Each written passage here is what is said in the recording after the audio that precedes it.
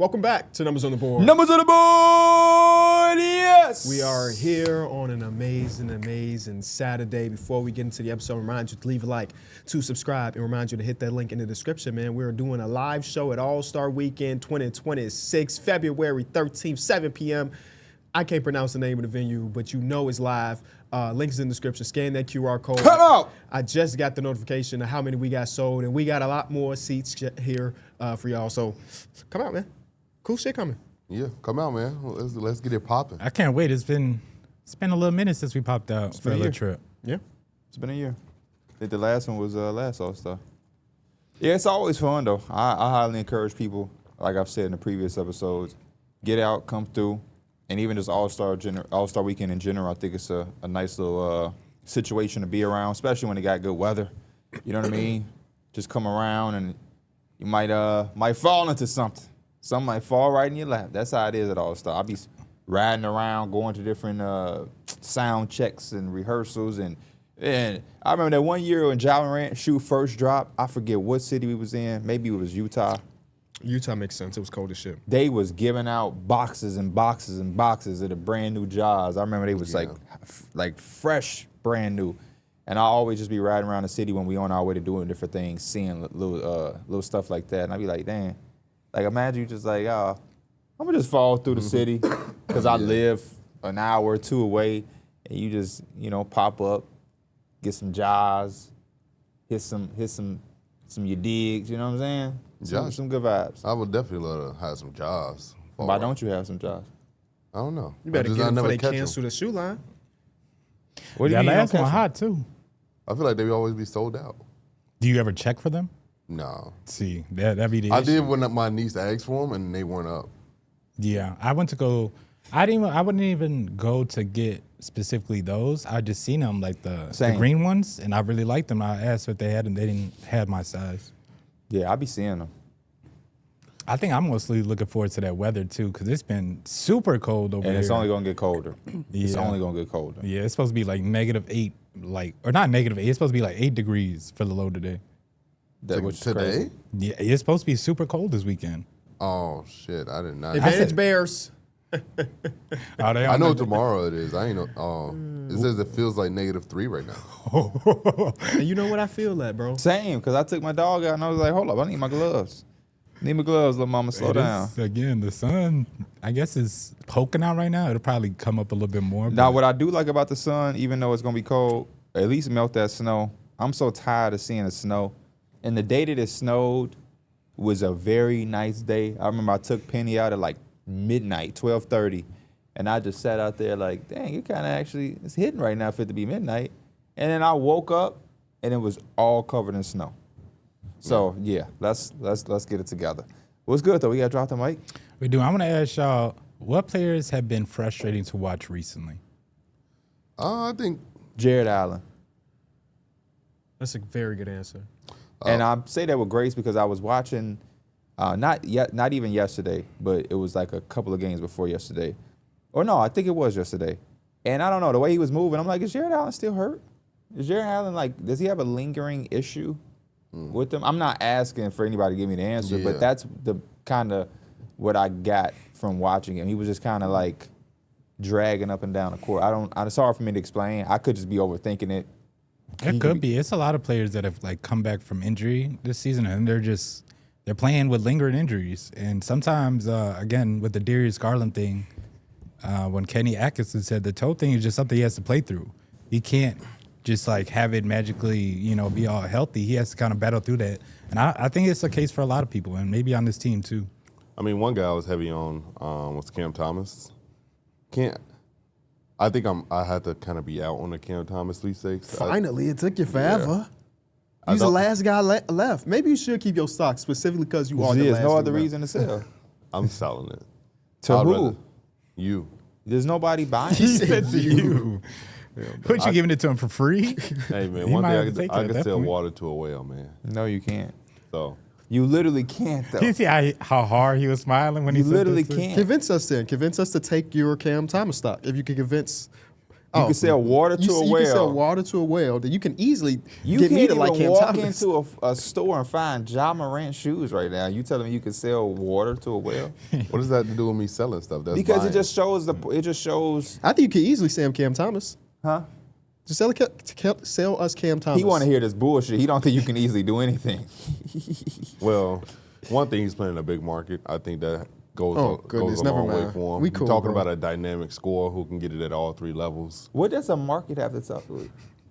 That's the selling point to you, is that you're getting a player that plays in a big market. He's not going to be there very long. But Give me he's 4 there months. currently. 4 months. What the hell? You're telling me to sell you. I'm selling you. You're doing an awful fucking job to the point where you should just. But you're also Zip being it too up. big brain. No, you're selling to all three of us, and none of us I'm are out. buying the shit. I'm out. Austin don't even watch basketball like that, and I bet he ain't buying that shit. I think he will be sold on to Brooklyn. The Brooklyn, by the way. The Brooklyn. No, I agree with the Cam Thomas stuff, but I can't be frustrated if somebody had no expectations.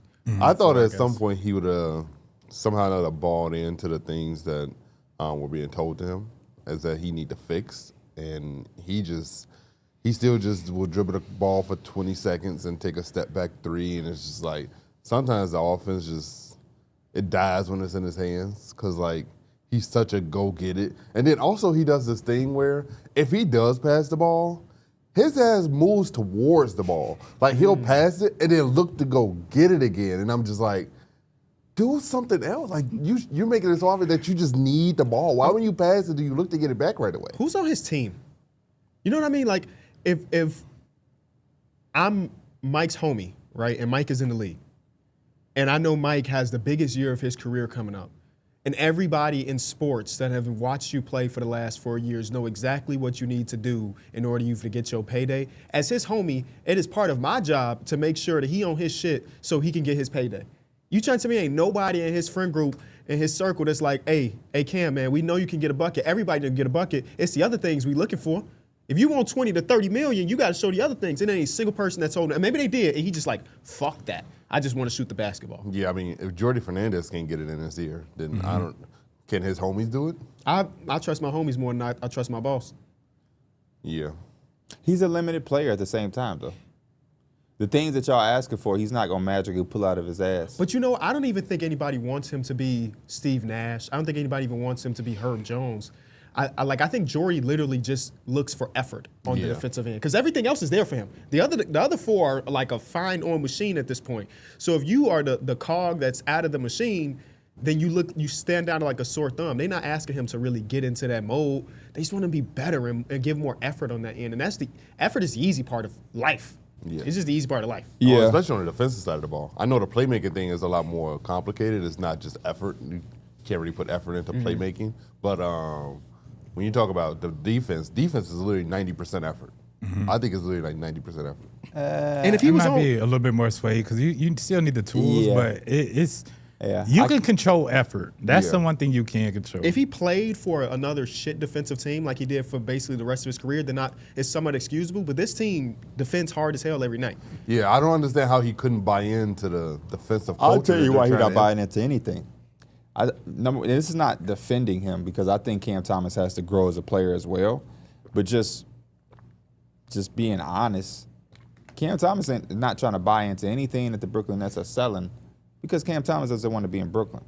Cam Thomas is over in Brooklyn. And I'm not saying it's a smart way to go about it. Usually if you don't want to go be somewhere, you do what Jonathan Kuminga did that first 2 weeks with the Warriors, and that'll get you out of where you want to be at. But he didn't get the contract at all. So he had to come back on a qualifying offer that pays him what? I think it pays him like less than $10 million. Yeah. Since the moment he's been in Brooklyn, all he's heard is about what the fuck he can't do. That's all he heard. Even when he was scoring 30 on teams that didn't need him to do anything else but score, it was like, oh, but he don't do this, he don't do that, he don't do this, he don't do that. And it was before. It's before Jordy Fernandez. It was with Jock Vaughn. I think they was looking for him to be a little bit. Oh, even Steve Nash wanted him to play me. I remember one game, Cam Thomas probably had like a dub or something at halftime, and or post game, he had an explosion, and they told him that Steve Nash said something about like playmaking or something like that. And I remember in that interview, He like smacked his lips. yeah, he like or- smacked or rolled his eyes. Yeah. And not that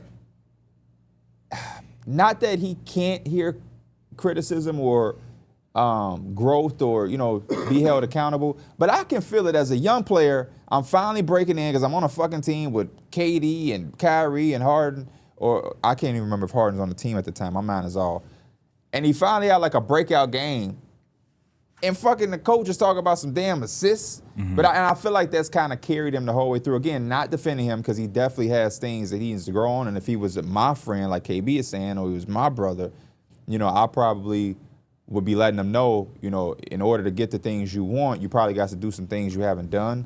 But I can understand some of the frustration. The things that with Cam Thomas that worry me is the things that the Nets fans are constantly posting on the timeline now, and I think you don't want that reputation to follow you as a player. Like, I think the other day they won a game, and he, immediately ran back to the locker room, turned to... Somebody hit a big shot, everybody's celebrating, he just on the bench, not even looking at the game. He by himself down the bench. Those things Net fans are clipping up and constantly feels like every game and every day they're posting, and I just think that type of reputation you don't want. Even if it's inside of you disappointed or you frustrated, you sometimes, as a professional, got to put that smile on. And at the end of the day, the guys on your team probably respect you the most. Yeah, Those are your brothers. Yeah, the teammates, they see you busting ass in practice and know you should be doing this, or feel like coach is on your ass too much, or motherfuckers talking too negatively about you. They don't control what you get paid or if you're going to be here or not. So, when one of those young guys or MPJ or somebody cooking, don't frown up. You might as well support them because they ain't stopping you from doing what you want to do. But I always view it as that you're also auditioning for 29 other teams. Yeah. So, more than that. I don't know, brother. Oh. Don't say all that. So when you talk about your next opportunity, everybody, they only have what they recently just seen. And, if it's not that good, you still don't have the leverage going into negotiations, and you're still not going to get that contract that you're hoping to get. And the next coach is going to say that's probably the same thing. And he's not good enough in a lot of cases for teams to bring him on if he's going to do that extra shit. Yep. Yeah. As talented of a scorer as he is, it's just like, if you're going to do this on our team, I'd rather just not pay you. We can piece together an extra 20 points per game somewhere else. Yeah, because we haven't really seen his score and be like, oh my gosh, it's pushing us over the top. I do think there's a world where a team could just use that punch in the mouth off the bench. Yeah. I mean, some team might be able to get in really low at the market's really low. He just play for a contender all of a sudden, and he's playing 24 minutes a night. I'm always thinking of Jordan Clarkson role when he was in Utah, where when he came in off the bench, you knew exactly what he was doing. But I think that's part of the problem with Cam, where he thinks of himself higher than that as a role. That's what it's felt like over the last few years. Yeah. That's where the disappointment, I think, in the contract and the extension came in, because he probably thought they were going to pay him like he was a big 30-point scorer, piece of their puzzle. And I just think that Sean Marks and the Nets look at it as like what we just said, You know what's crazy? You don't even have to be like a supreme level playmaker for the offensive game to come together. Like I think about a guy like Norman Powell who will make an extra pass, but we know when Norman Powell touched that ball, we know he's more near-minded. But it's not a black hole. Yeah. And the guys that are black holes, if I'm being honest, they're better scorers than Cam Thomas. Yeah. I just don't even. I mean, last year he averaged almost 25 a game. I can understand why he has some But do you remember when Zach LaVine was a black hole? Yeah. He was that Zach LaVine moment of being a black hole in his career was a better scorer and player than Cam Thomas. Yeah. But unfortunately, last year he also got hurt. I think it also has to do with where he's taking shots and the difficulty of those shots. Yeah. That always goes a long way. I don't know. The dude can score. He has scored 100%. at every place in his life. He can score. It's just about what y'all just said, accepting and buying into that limited role. Because right now the NBA is telling you and us that a 6'3" guard, they don't feel comfortable enough having a 6'3" shooting guard that is going to be a below average playmaker and choose not to play make and swing the ball and kind of kill offensive flow at times. They're not going to build around that. Yeah, I think that's kind of why, when you look at how the Warriors allowed Jordan Poole to rock out, I used to love that. I used to love that version of Jordan Poole when he was with the Warriors. Since he left the Warriors, I can't say I'm that intrigued with how Jordan Poole plays outside of that Warriors system. I hate watching Jordan Poole play. And see, that's a little bit harder too, because it's like you was gonna watch that Warriors team. You're not dying to watch this. But I Wizards felt team, like though. Jordan Poole's role with the Or Warriors. that Wizards. Yeah, that was two different roles. I know. I love that role, and I think that I would love to see Cam Thomas in that role, similar to how Jordan Poole was. But in I that role. still think it would be different because of what KB just said. It's the type of shots. It's also the type of position. Because that's like a perfect role. I don't think you're getting signed into that role. I think you have to be drafted and kind of luck up into that role. He was lucked up to be behind Steph Curry and Klay Thompson in a time where Steph Curry was kind of having injury, so you had enough time in the regular season to kind of play and earn the green light. And then it's like those was moments where Jordan Poole could have 30 and be like, hey, he cool. He could come in and not do shit and nobody would care. That's like the perfect situation to be in as a young player who want to just chuck shit up. No responsibility. If Jordan Poole gave him 25, it's a cherry on top. But if he didn't, nobody gave a fuck. It wasn't like we're depending and relying on 25 from Jordan Poole. But the minute Jordan Poole got paid and expectations were on the line, it kind of, and who knows, maybe without the Draymond situation, he's still in Golden State and he's a starter and he replaced Klay and, things look a little better. It's certain bad habits that you get for playing for the Warriors, but because the system is so crazy that it makes sense. The lackadaisicalness of the ball, kind of making these hit-ahead passes that might get turned over. And then when you go to that next situation with a lot less structure and you're still doing those lackadaisical things, it kind of trends. It's like now I watch the Pelicans and I hate when Jordan Poole is on the court. I truly, truly just hate watching that man play basketball. And he, similar to what we just said with Cam, super talented ball player, but it's just something that's a lot of things actually that's just missing from the whole Jordan Poole experience. Your question was frustration when watching. I'm adding Jordan Poole to the list. Yeah. You got to be happy if you're a Nets fan though, because you avoid the situation that the Pelicans, Wizards, and all of these other teams will be in because you didn't pay him Cam Thomas a $30 million That's the best contract. thing. Jordan Poole, who I think is extremely talented as well, but have a hard time watching some of his instances with this particular team and sometimes Washington. That first stint with Washington specifically, I look around the league and I'm like, who is buying into $30 million of this play? Because only one again, person. The league you're is- not highly featured, huh? It's Joe Dumars. That's the only person that would buy into that. Yeah, you're not. It's not really highly featured. And when the segment we get to the main bulk of the show, some of the things you talked about is some of the things I still feel frustrated with the Warriors. I don't think the Warriors are as good as they used to be to still turn the ball over and be as lackadaisical as they once were. In their prime, they was turning the ball over and doing the same things, but they were the dynasty team. Now you're not that good. You're a little bit older, and you still turning the ball over and kind of being careless and lackadaisical, and it's like you're just not that good anymore to do that. And they can't score. And then the guys that are on the team that can score aren't smart enough to be the hit-ahead movers as some of these. Like Pods is a really big staple in that team because he does shit right. He's just not as talented as maybe some of the other dudes on the team offensively to do. So, like, they have a really rough balance. I got another team, or another person. Go ahead. Khalil Ware. And it's not specifically him. It's the whole saga between him and Eric Spoelstra. Calling him out and shit. There was a time a couple weeks ago when he had like a 28, 26, 24, and 20 rebound, game stretch. And then now he can't play in second halves. And it's like, I'm not watching the Miami Heat with the fine-tooth comb that Eric Spoelstra is. I'm always going to take Eric Spoelstra's word for his word because he's never really steered us wrong in any other direction.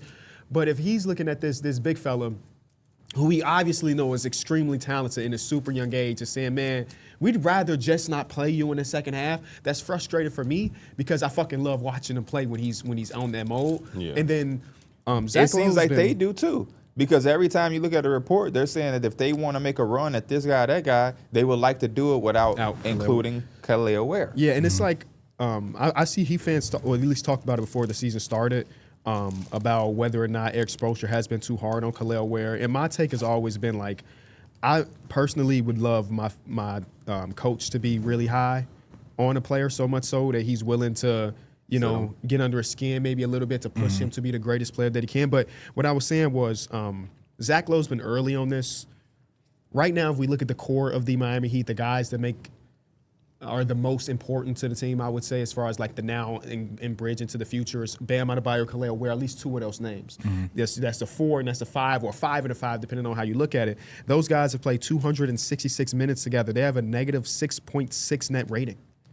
So now it's like, Bam is our guy. He always is, maybe always will be. Khalil Ware is a super young guy, but they can't play together in the front court right now. Where, like, on paper, you would It think seems so. like they would, right? Yeah. But they just haven't been able And to, I wonder, to make it work. again, if you could remember like exactly when that stretch was, because remember Bam was out too, so he was When he getting, was playing, it was the middle of December, so like the 15th, 16th, 17th. Well, I also think because they also don't really provide a lot of spacing, and I also feel like Bam is so offensively talented that also sometimes we wish he I feel like if Bam was consistently like aggressive on a regular day-to-day basis, it maybe could work. But if it's a game where Bam ain't really being that aggressive and Khalil Ware is on the court with him, it kind of could just become a little clunky.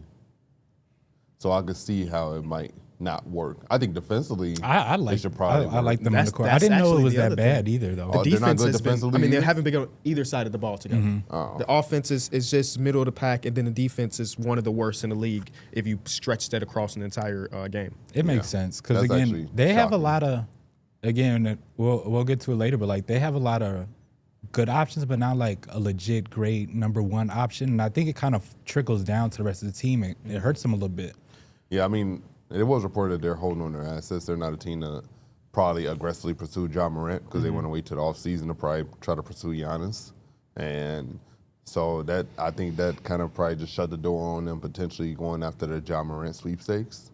So now I'm very intrigued to see where John Morant ends up. I mean, Eric Spoelstra just talked about it 2 days ago, about like he's starting to stack days in the wrong direction, which is scary to hear a coach say that in the open media, you know, about one of your super good and talented young players. So we'll see how it works out.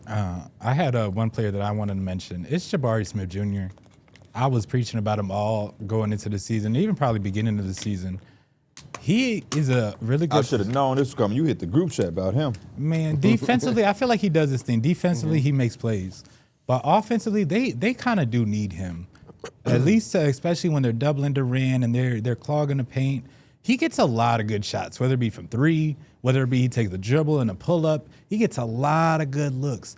He just cannot hit them consistently. And again, I don't know if that's just him as a player. He's very limited offensively, which it could be it, or again, he's just not ready to take that next jump, which could be a thing. I think this is the dangerous thing about shot makers. Because shot making is so damn tough. It's so tough that I think we forget how tough it is because of the great shot makers that we do have in the league that are able to do it on a consistent basis. But when you're a guy like Jabari, who does have a limited offensive profile as far as how you're getting what you get, I think this is going to be a thing that sways. And unless it can become a consistent thing, this is just going to be where he floats at. Yeah. Because we saw last playoffs against the Warriors, he couldn't fucking miss. He made every single shot that he's was one of the players provided I for should have him. brought out when we was talking about them roller coaster players roller coaster players as well, because again, it'd be big games and he's making big shots. And it's other games, it's like, come on, bro. Again, you're 6', and this is my thing and why it's frustrating to me. You're 6'11", and you're shooting majority of the times with people that's just smaller than you. But even if it's not a three, that's it's like been a him, Mike. 10-foot jump. That's It's like a been him, 10-foot though. jumper. That's been him. That was one of the biggest criticisms people had early on, as soon as he got to Houston, and Yeah. even coming out of Auburn, where it was like he had a really good year at Auburn, and you don't want to take anything out of a prospect jumping up as a freshman. But a lot of people's hesitation was, is this going to be sustainable shooting level? Because when you look at the actual film and you just watch, he's not punishing nobody for the most part. He's making some tough-ass shots, but some of these shots you wouldn't want to be a jump shot. Some of these are turning into jump shots a little too He frequently. remind me of like a 6'11", sometimes Jaden, or not Jaden, Mikal Bridges. How he just loves to pull up instead of just getting to the rim. I always looked at Jabari as like, my hope for him Hey, was I to ain't gonna be lie. 6'11", Mikal Bridges kind of sound nasty. with the defensive upside. He be doing it defensively. He can hang. Ain't no question. No. My hope for Jabari was always to project him around like the Rashard Lewis type of mode. We wasn't seeing too much of Rashard Lewis, breaking motherfuckers down. Rashard Lewis did have a post game, a very underrated post game, and was a little bit more of a seasoned scorer, but that came with a lot of time as well. He was a high school product, but yeah, I just think that if he starts to consistently make all of those shots, then he's gonna be a star. Yeah. You know what I mean? Yeah. Like, it's just that role player effect of when you're a role player who majority of your shit is required on being a shot maker, unless you are a deadly shooter, like a sharpshooter, JJ Redick, it's gonna come and go and it's gonna sway, unfortunately.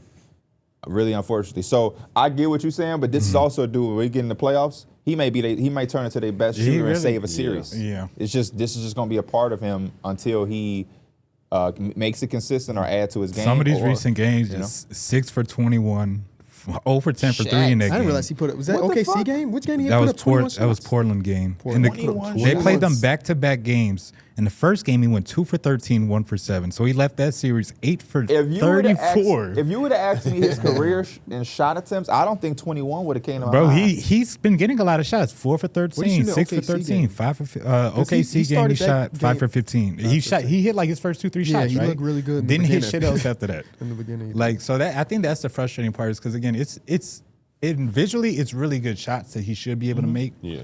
And again, I feel like that's something you could really work on in the off season or when you do have that time to really work on your game because that could be something that really does elevate him to where it is a star or you're getting the bigger contract. I mean, he is only 22. Yep. Yeah, I he's super mean, young. So like it's a lot of time. It's a lot of room for him to Do grow. you feel like it's a lot of time when the team is trying to compete today? I don't, I mean, Like, how do you balance They that? did expedite the timeline just because when you acquire Kevin Durant type talent, you are expediting it. So like, maybe I don't know. No, not really, because they do want to compete now. So I would say no. He's only 22 in his own thing, in his Yeah. own bubble. But But not yeah, for for the the Houston Rockets. Rockets, I mean, Kevin Durant is what 37 years old. Yeah. He don't. You You want to maximize on that prime of Kevin Durant. You want to put your team in the best position. you not that you want to, you have to. Yeah. Well, I mean, you literally have to. Yeah. And you already kind of. I think they're another one of the teams I have for later in the show, but you're already a team that's missing Fred. That already has hurt significantly. I look at that more significantly than I think I did at the beginning. Obviously, it was a big blow at the beginning of the season or when we found out this happened. But a part of me was like, maybe they could kind of piece it up together. Yeah, I don't really know. And then they also, the thing about some of the guys that they have, I think they play a position that will be expendable if they commit to being this heavy offensive rebounding team and showing that they can go two bigs and all of these different things. Jabari kind of plays a position that KD plays. Yeah. So does Tari Eason and Dorian Finney-Smith and all of these guys kind of play this position. they're that actually even, playing up where they got a minute to one. right. or And stuff then like when that, Fred so. comes back, Amin can slide down and he'll be a Swiss Army knife that can play in all of these different spots. So it's kind of overlap. And with the timeline kind of be accelerated, I don't think anybody is safe with a bad series or stretch of games because the clock is going to tick a lot quicker depending on how this postseason looks. And teams aren't guarding them in. Yesterday he took a 3 in the corner. It's an air ball. Yeah. He's always going to airball a three. Yeah. I'm not even saying that on no funny shit, but I feel like, let's say 40% of his missed threes of air balls. If I had to just guess, that's what it feels like when I watch him shoot Especially that late in the game, they just say. And they always short too. It's never like he's Yeah. super long. Wait, who they you just, talking Amin Thompson. Oh, They yeah. just always hitting the bottom of the net. No, that last one was long. And that yeah, last the game one that was we missed in long. the corner, he missed okay. it way That over shit the was rim. long. Yeah. So It was on, yeah. when KD got the ball late in the game, they just pretty much saying we're not gonna guard him in at all. And that's why I took a big step back on them because I really like the Rockets. Yeah. But all I think about when I see that is 7-game series. Yeah. When we've seen a night in night basis game plans and matchups, it's going to be a lot easier to exploit in a 7-game series. That's kind of probably why they wanted to work. They struggle in the clutch. Like I know they have Kevin Durant, but if I could just help off him in, You're saying just trade him. no, I'm not saying trade. I think he's too talented to just say I'm gonna just trade him. But Hopefully- for Giannis, maybe. Wait, what? For Giannis, maybe. Wouldn't you run into some of them same issues? I think Giannis I overall think is talent. Giannis. On a side note, though, and part of my toxic trait watching this game or just watching Kevin Durant, I watch him and I'm like, he can do this shit again next year. Like he one of the can. players is like I don't think he's slowing down for another. He gonna probably have to 2 fall off for me to think he fell off. No, yeah, I don't. Like, Yeah. his I don't game is think too His skill set smooth. is just so good, and he's also so tall with that skill I set. don't think he's slowing down either, but I also am not taking that as like we He can doing this chill. shit for We about to be Yeah. 42. Like Yeah, now the Rockets is got like, it. oh, yeah, we just chilling. Hell no. Hell I'm in no. the same boat as KB. It's like he gotta show me he falling off. I can't just think that because he's 38 now, he just gonna kind of slow down. You see, he said he about to be a White Sox fan. No. What's the made that context, though? decision? Kate Adams, I'm pretty sure it was her. She asked him, "You always wearing a White Sox hat. Why is that?" He was like, "Well, I'm looking for a new baseball team, and I just like their logo." And everybody in the comments is like, "Bro, don't fucking do it. Don't you dare subject yourself to all that." Come on, Katie. Come on, Katie. It is one of the coolest logos you could really have. But what's the thing? Like, what you saying with the Kevin Durant thing? Just again, I think it's talking about longevity, and he's already kind of broke that just compared to his peers. But again, his game is just so like it's gonna age so gracefully. There's no way for me to just predict, oh, he gonna slow down because he just turned the Earth went around the sun one more time, and he went a year But I'm saying, older, what's you know? making you say that? You're saying the Rockets should take their No, time? no. Oh. It's just watching Kevin Durant. Oh, he's yeah, a yeah. really He's already That dude. aged gracefully. only Slim thing Reaper. that will stop it is him having, knock on wood, another significant. yeah. Why the fuck would you even put that in the air? Talking about knock on wood, and ain't no wood around. He got wood right on, there. bro. I got It might this. be a little fake wood. But I got us, bro. Hey, you know you my cousin, so your wife is like my cousin-in-law. Mm-hmm. You know, one of those times we was at a family, I was going to get a Sprite, and I heard that wood is. that wood, Nah, ain't, just- that wood ain't good. I ain't even know what to say. That wood is a what? I don't know. I was waiting for it. We should actually just get into the episode because it is 30 teams we got to get to. Today we're doing harsh truth / realities. Let's start with the Rockets. We For were all just 30 there. teams, yeah. I'd rather just. You had the Rockets? Well, Yeah. I'm sorry. Before we do that, Mills Man's of the Week. He didn't Anthony Simons. yes, There you go. yes, Hooping this week. yes. Big shout out to Anthony Simons. He's at a 39-point game. Baby Dame. Yeah. That's who that last dude I made, the 99.3. I made him to be like Anthony. But then Keontae killed. Who did he kill when he had 39? The Cavs. Yeah. Um, yeah. And I made him look like Keontae, but I really made him to be Anthony. So I was happy to see Anthony go out because I ain't really want to be like, it's my Anthony Simons bill. And the motherfucker only had like 17-point games, 23 points. But You could tell watching him that Dame took him under his wing, and like they worked out a lot together. from the minute, I think one of the first games this season, came on here and told y'all, just watch how he move. Just watch how he, don't even care about how he's scoring. Just watch the movements. Bro, it is evident that that's his big brother. Yeah, they worked out a lot. They worked out a lot in Portland. You could just tell. You could just tell, It's bro. the movement, he did Accessories. the 1 pound Yes, stats, the boom, and I boom. was like, That's his favorite, I was yeah. like, that's literally one of Dame go-to shots. That's got to be your guy then when they ain't going. Anthony Simons. The defensive effort, mimic him It's there. basically the same thing. Nah. It don't hit the same. That's like Kool-Aid to the Target brand. What's it called? It's Kool-Aid and they got the other. I forget it. Hey, Anthony Simons got game. I fuck with Anthony Simons. He do. It's just levels to it. Anthony Simons is a bust Patrick Williams ass. Yes. I might bust Patrick Williams' ass.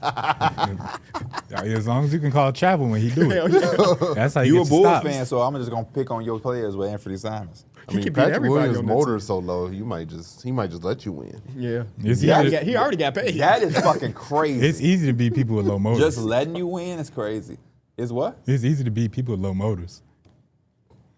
I mean, Patrick Williams is one of those. Oh, right, candidates. yeah, Patrick Williams. Yeah. Didn't you just have a hat on?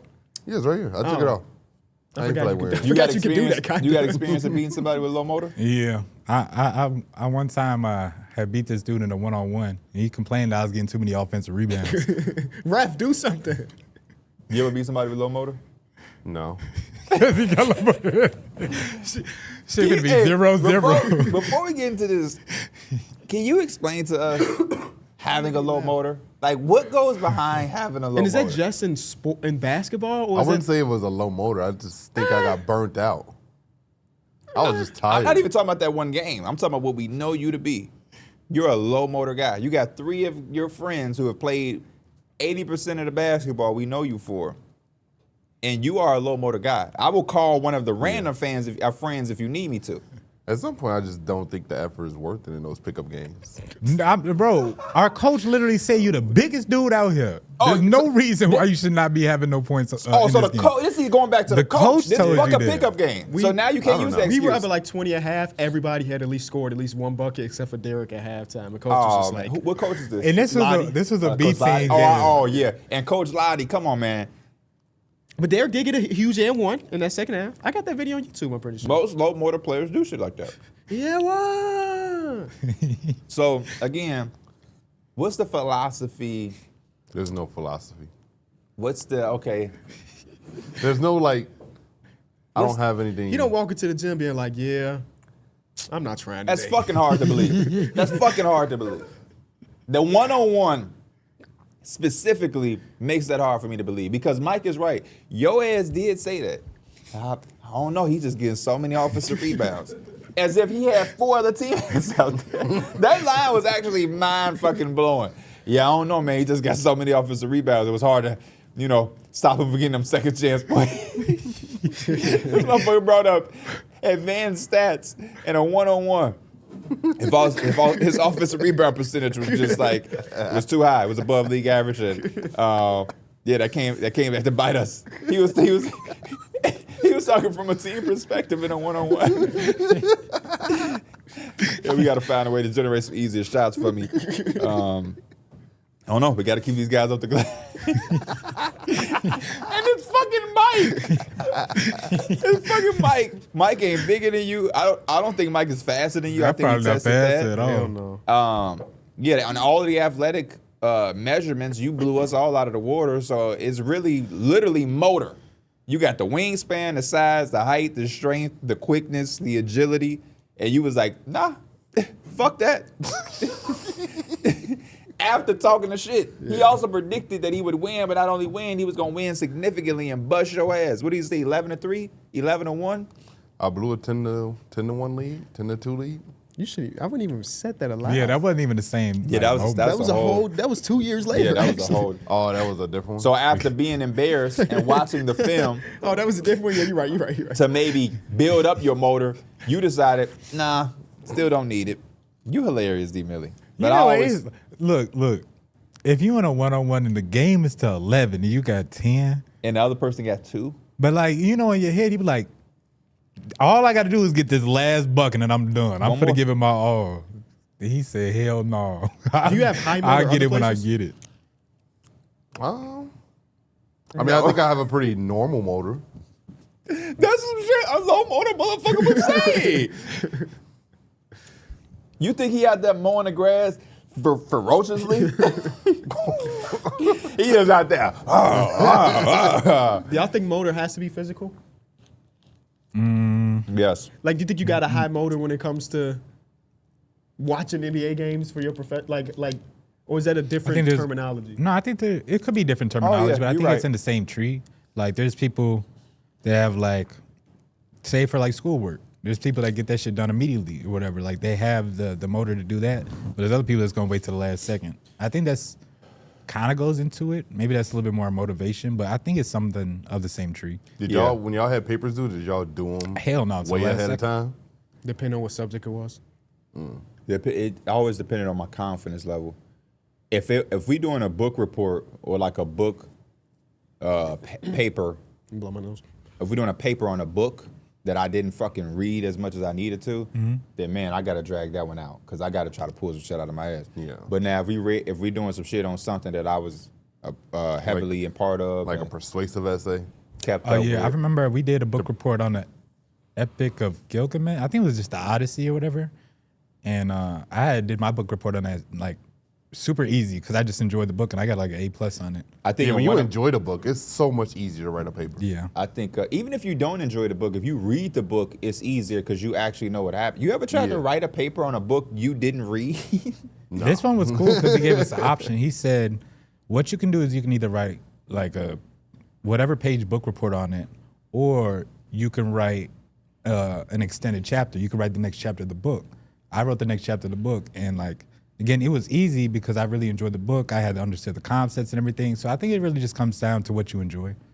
I think it comes down to actually reading the book. Because there's a lot of times I had class and we had a book and like you read in class, but then you have to go home and read a chapter or two. And then you got basketball practice, all the different shit. You forget to read those chapters.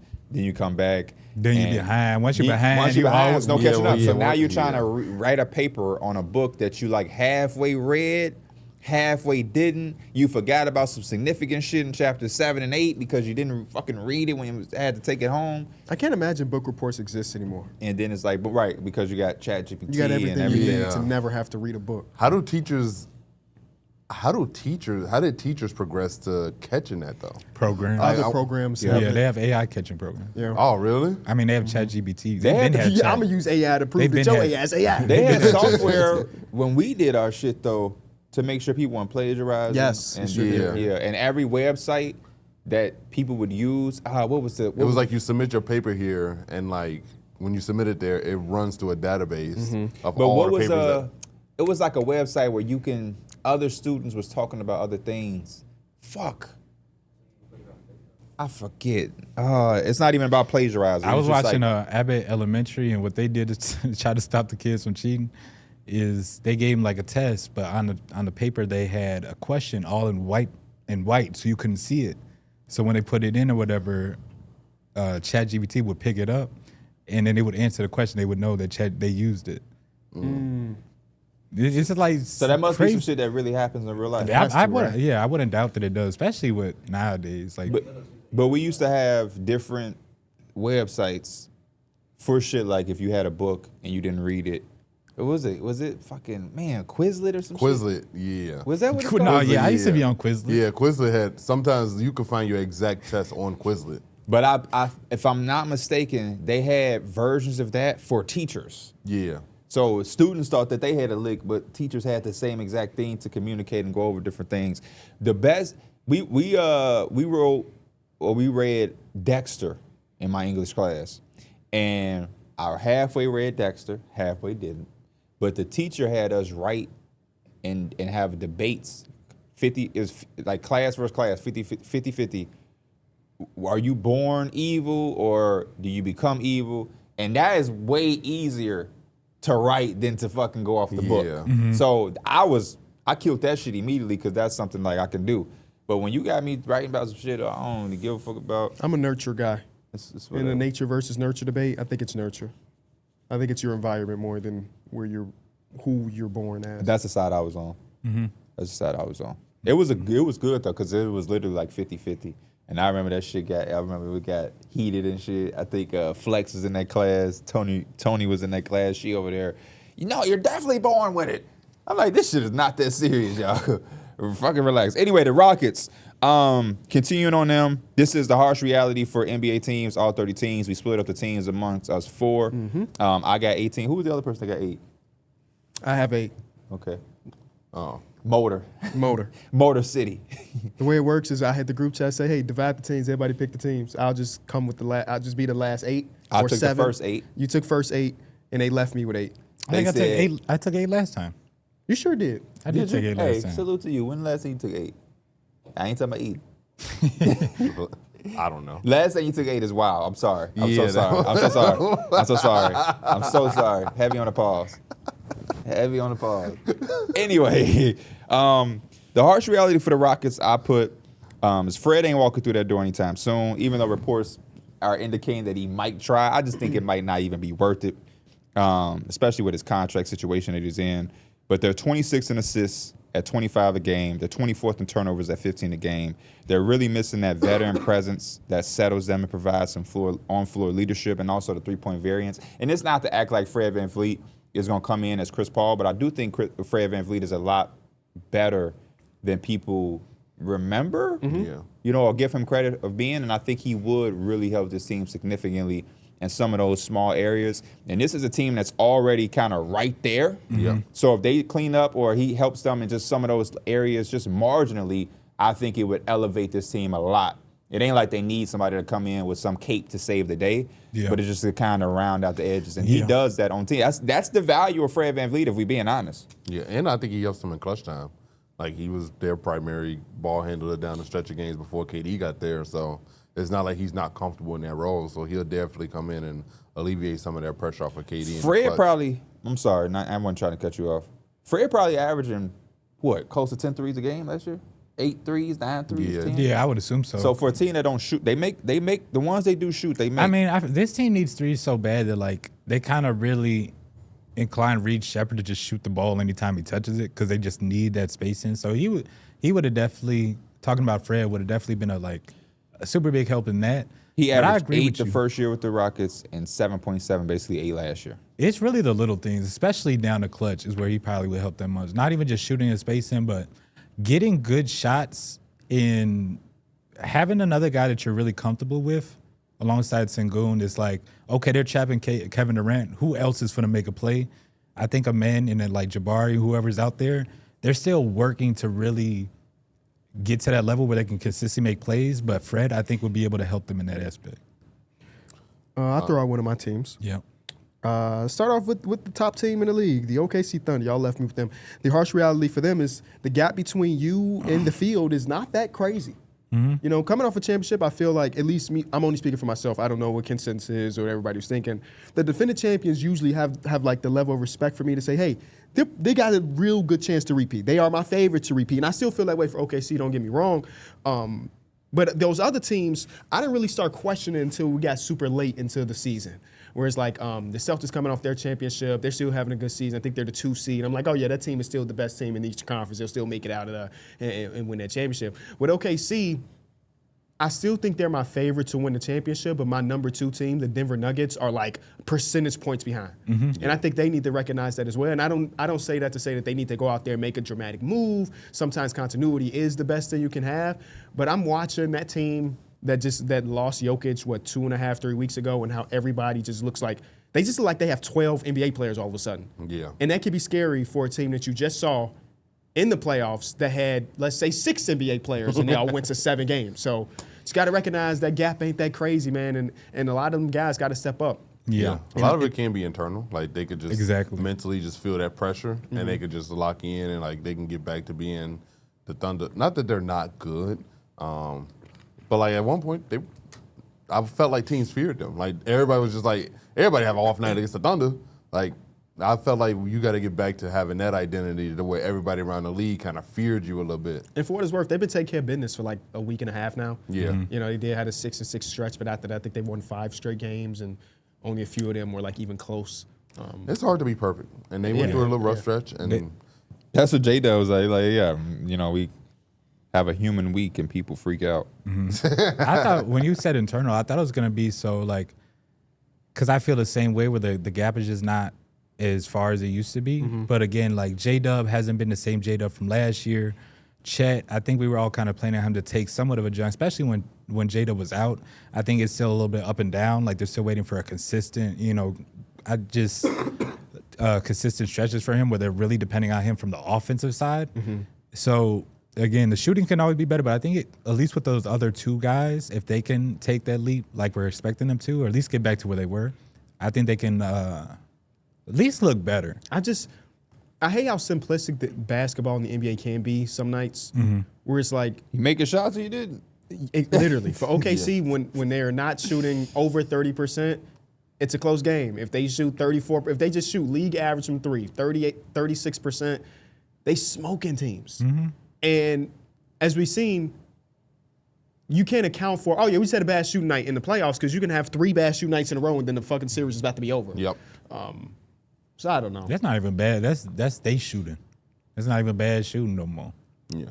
And also, like, I was reading some stats about their free throw rate going down, obviously. I think it was Chris Finch that had that big blow up a few weeks back. Y'all Yeah, when he remember said that? they can do whatever they want And to then do. after that, their free throw percentage dropped a significant margin. So they weren't getting to the foul line nearly as much as a team. And they were never like a team that got to the foul line a shit ton. Shea did, but like the team as a whole, not too much. And some of those things are kind of playing a part a little bit. If you're losing the free throw battle and simultaneously shooting 32% from 3, it's just going to be tougher to win ball games opposed to like when you were getting to the foul line, let's say league average, and also hitting league average 3. And then They've also had you a turn lot the ball of over. a lot of tough games where they were playing really good defensive teams. And again, they're a super physical team, and when a team is matching that, I feel like the whistles are just a little bit harder to come by sometimes. Yeah. Like you'll see, I think Shea in the last game was like just throwing up his hands. Cause like, where's the calls that I'm actually, or That's that why I I'm love used to that Pacers getting? series so much because the refs allow both teams to play a little physical. Yeah, like, so- and so I think they allowed Nembhard to like be a little physical with Shea. They allowed Neesmith to be a little physical in that series. Dort was physical with Halliburton. So like everybody was allowed to play a little bit more physical. So I like when the refs adjust to the game. I'll throw out one for the Chicago Bulls. Doubles. The front office that you already doubt has already signed extensions. And I know that this front office also gave Patrick Williams $90 million, but for the foreseeable future, this front office isn't going anywhere. So unfortunately, we're gonna have to just sit back, hope that they make the right decisions, and just kind of go with it from there. What do you think the right decisions are as a fan? Like that deadline comes around in a few weeks. What would be a good deadline in your opinion for the If you Chicago? were able to somehow or another flip some assets for some sort of draft capital, I think that'll be a W. If you come back with the same roster and nothing was done, I think that's a loss. Like you kind of just wasted a deadline. You have some intriguing pieces that contending teams or either teams that are like one move away to be a little bit better, they would all be calling for those pieces. Now, I don't know who's calling for Vooch. Just because some callers. But because it's just hard to find a home for a center. Cheap center, relatively. Yeah, so I'm interested. But I know Ayo and Kobe White. Teams Even are gonna be Trey calling. Jones. I love me some Trey Jones. And Trey but Jones, yeah. If y'all make him available, I'm sure teams will call as a backup. He's really fucking If good. y'all, Huh? if we, What'd you say? if y'all, you ain't say we. What did I say? If y'all make them available. Oh. You usually say we make them available. Oh. In my Nets series, the Bulls signed Austin Reeves in a sign and trade, and Kobe White went to the Lakers. I hate that. Y'all also picked up Ihart and Quentin Grimes. I hate that a lot less. He would love some Austin Reeves. No, it had nothing to do with Austin Reeves. It's about that backcourt. Oh, What are we gonna be doing? That's the, need same some- thing we need some- that's the same thing I said when I said the results of the offseason. I'm like, what? we ain't got the no hell? melanin in our backcourt now. With the backcourt he got now. And y'all don't defend shit. Okay, but we can put up 60, 70 points though. My dream off-season acquisition for the Bulls. Matter of fact, I'm gonna save it because he on one of the teams that I have here. What position you play? He's a wing. Peyton Watson. Hell yeah. Oh, He Bring me Peyton Watson, baby. He'll look good in some red. Oh, Chicago would love Peyton Watson. Hell yeah, we would. He's literally like one of those Chicago favorite guys. He is exactly the type of player the Bulls will bring in, and then everything we saw this season doesn't matter, and he's not good. So sign me up. Sign me up, man. Unfortunately, he probably won't be a Nugget. Maybe. I'll talk through it once I get to the Nuggets. Okay. I'll throw out the Lakers. I feel like I'm getting to that point where I'm sick of talking about them because it's the same problems. it really is. I don't even blame you on that front. Yeah, for the realities, I put obviously LeBron James, $52 million. They could use that. Second of all, the roster behind Luka, and I'll add Austin and LeBron to that, it just doesn't fit them. Like, they need defenders, they need shooters, and they really just don't have that right now. The little pieces they do, like, I guess the Marcus Smarts, the Vandos, they just can't shoot. They're just not offensively, right for this team. And then last of all is Austin Reeves is going to get paid. Like, I think having him on a $13 million contract was like, Damn, it's 13. it's $13 million contract. I think that's something that's like, as a team, you want to take advantage of when you have that.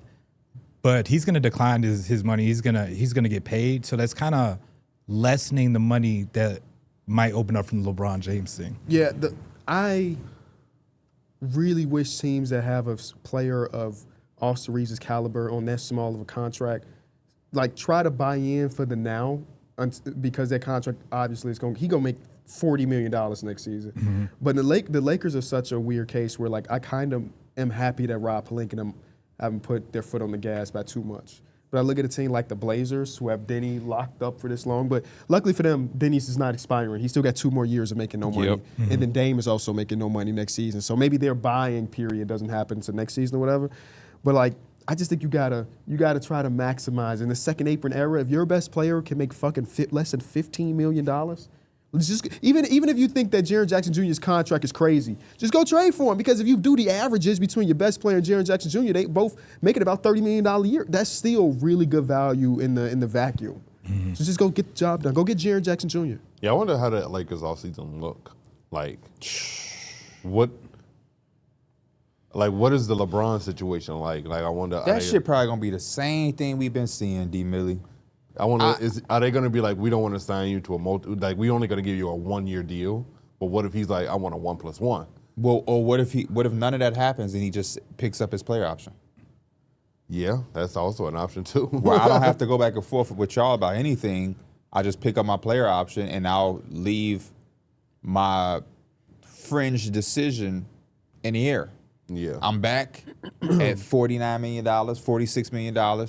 Y'all sign Austin Reeves to his contract. You got Luka on the books, and we're about to have the same type of offseason where, hey, can we go find a center for $4 million? Can we get some wings that can shoot? You know what I mean? Like, it's gonna be, it potentially could be the same shit where I don't fucking know. Because Jackson, Tim Hardaway Jr. is on the Lakers now. You know, like They just cycle through them random players. they go through the same type of players every offseason when they trying to find a big, they trying to find these wings that can guard and these wings that can shoot, and they end up having a team. Like one of the teams you just kind of talked about, I forgot, who the fuck were you talking about?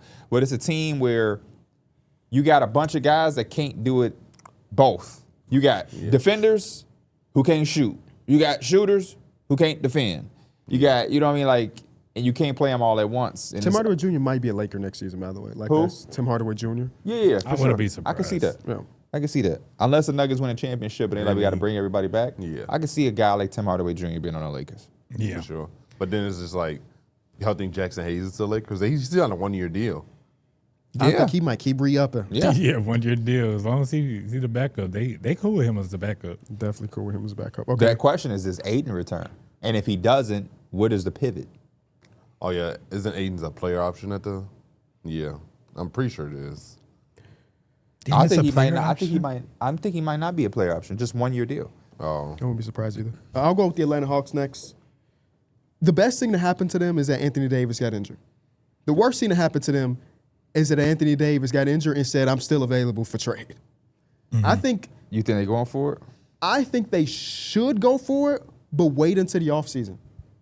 Okay. You are the next superstar trade team. You got all the fucking assets in the world, all the money available, the big market, and so hypothetically, I'm not going to use Giannis because Giannis has been, the whole Giannis thing has been in the dirt for 100 different years. The next superstar player becomes available, whoever that may be. You have a potential Pelicans pick that, at this point, guaranteed top 5. Them motherfuckers can't win a single game. They went against the Pacers yesterday and got smoked. So you got that. You got a former first overall pick as Zachary Reese, I say. You got Nyeka Kongu, who I guess is not a part of your future all of a sudden. You have all of the assets necessary to go get a superstar player, right? Don't waste a single one of them assets to go and get Anthony Davis. Wait for the next real disgruntled star. Because the good thing about the way your roster is, you don't need to think to yourself, oh, we need to trade for a superstar center. We need to trade for a superstar wing. We need to trade for a superstar guard. You kind of open for anything. Yeah.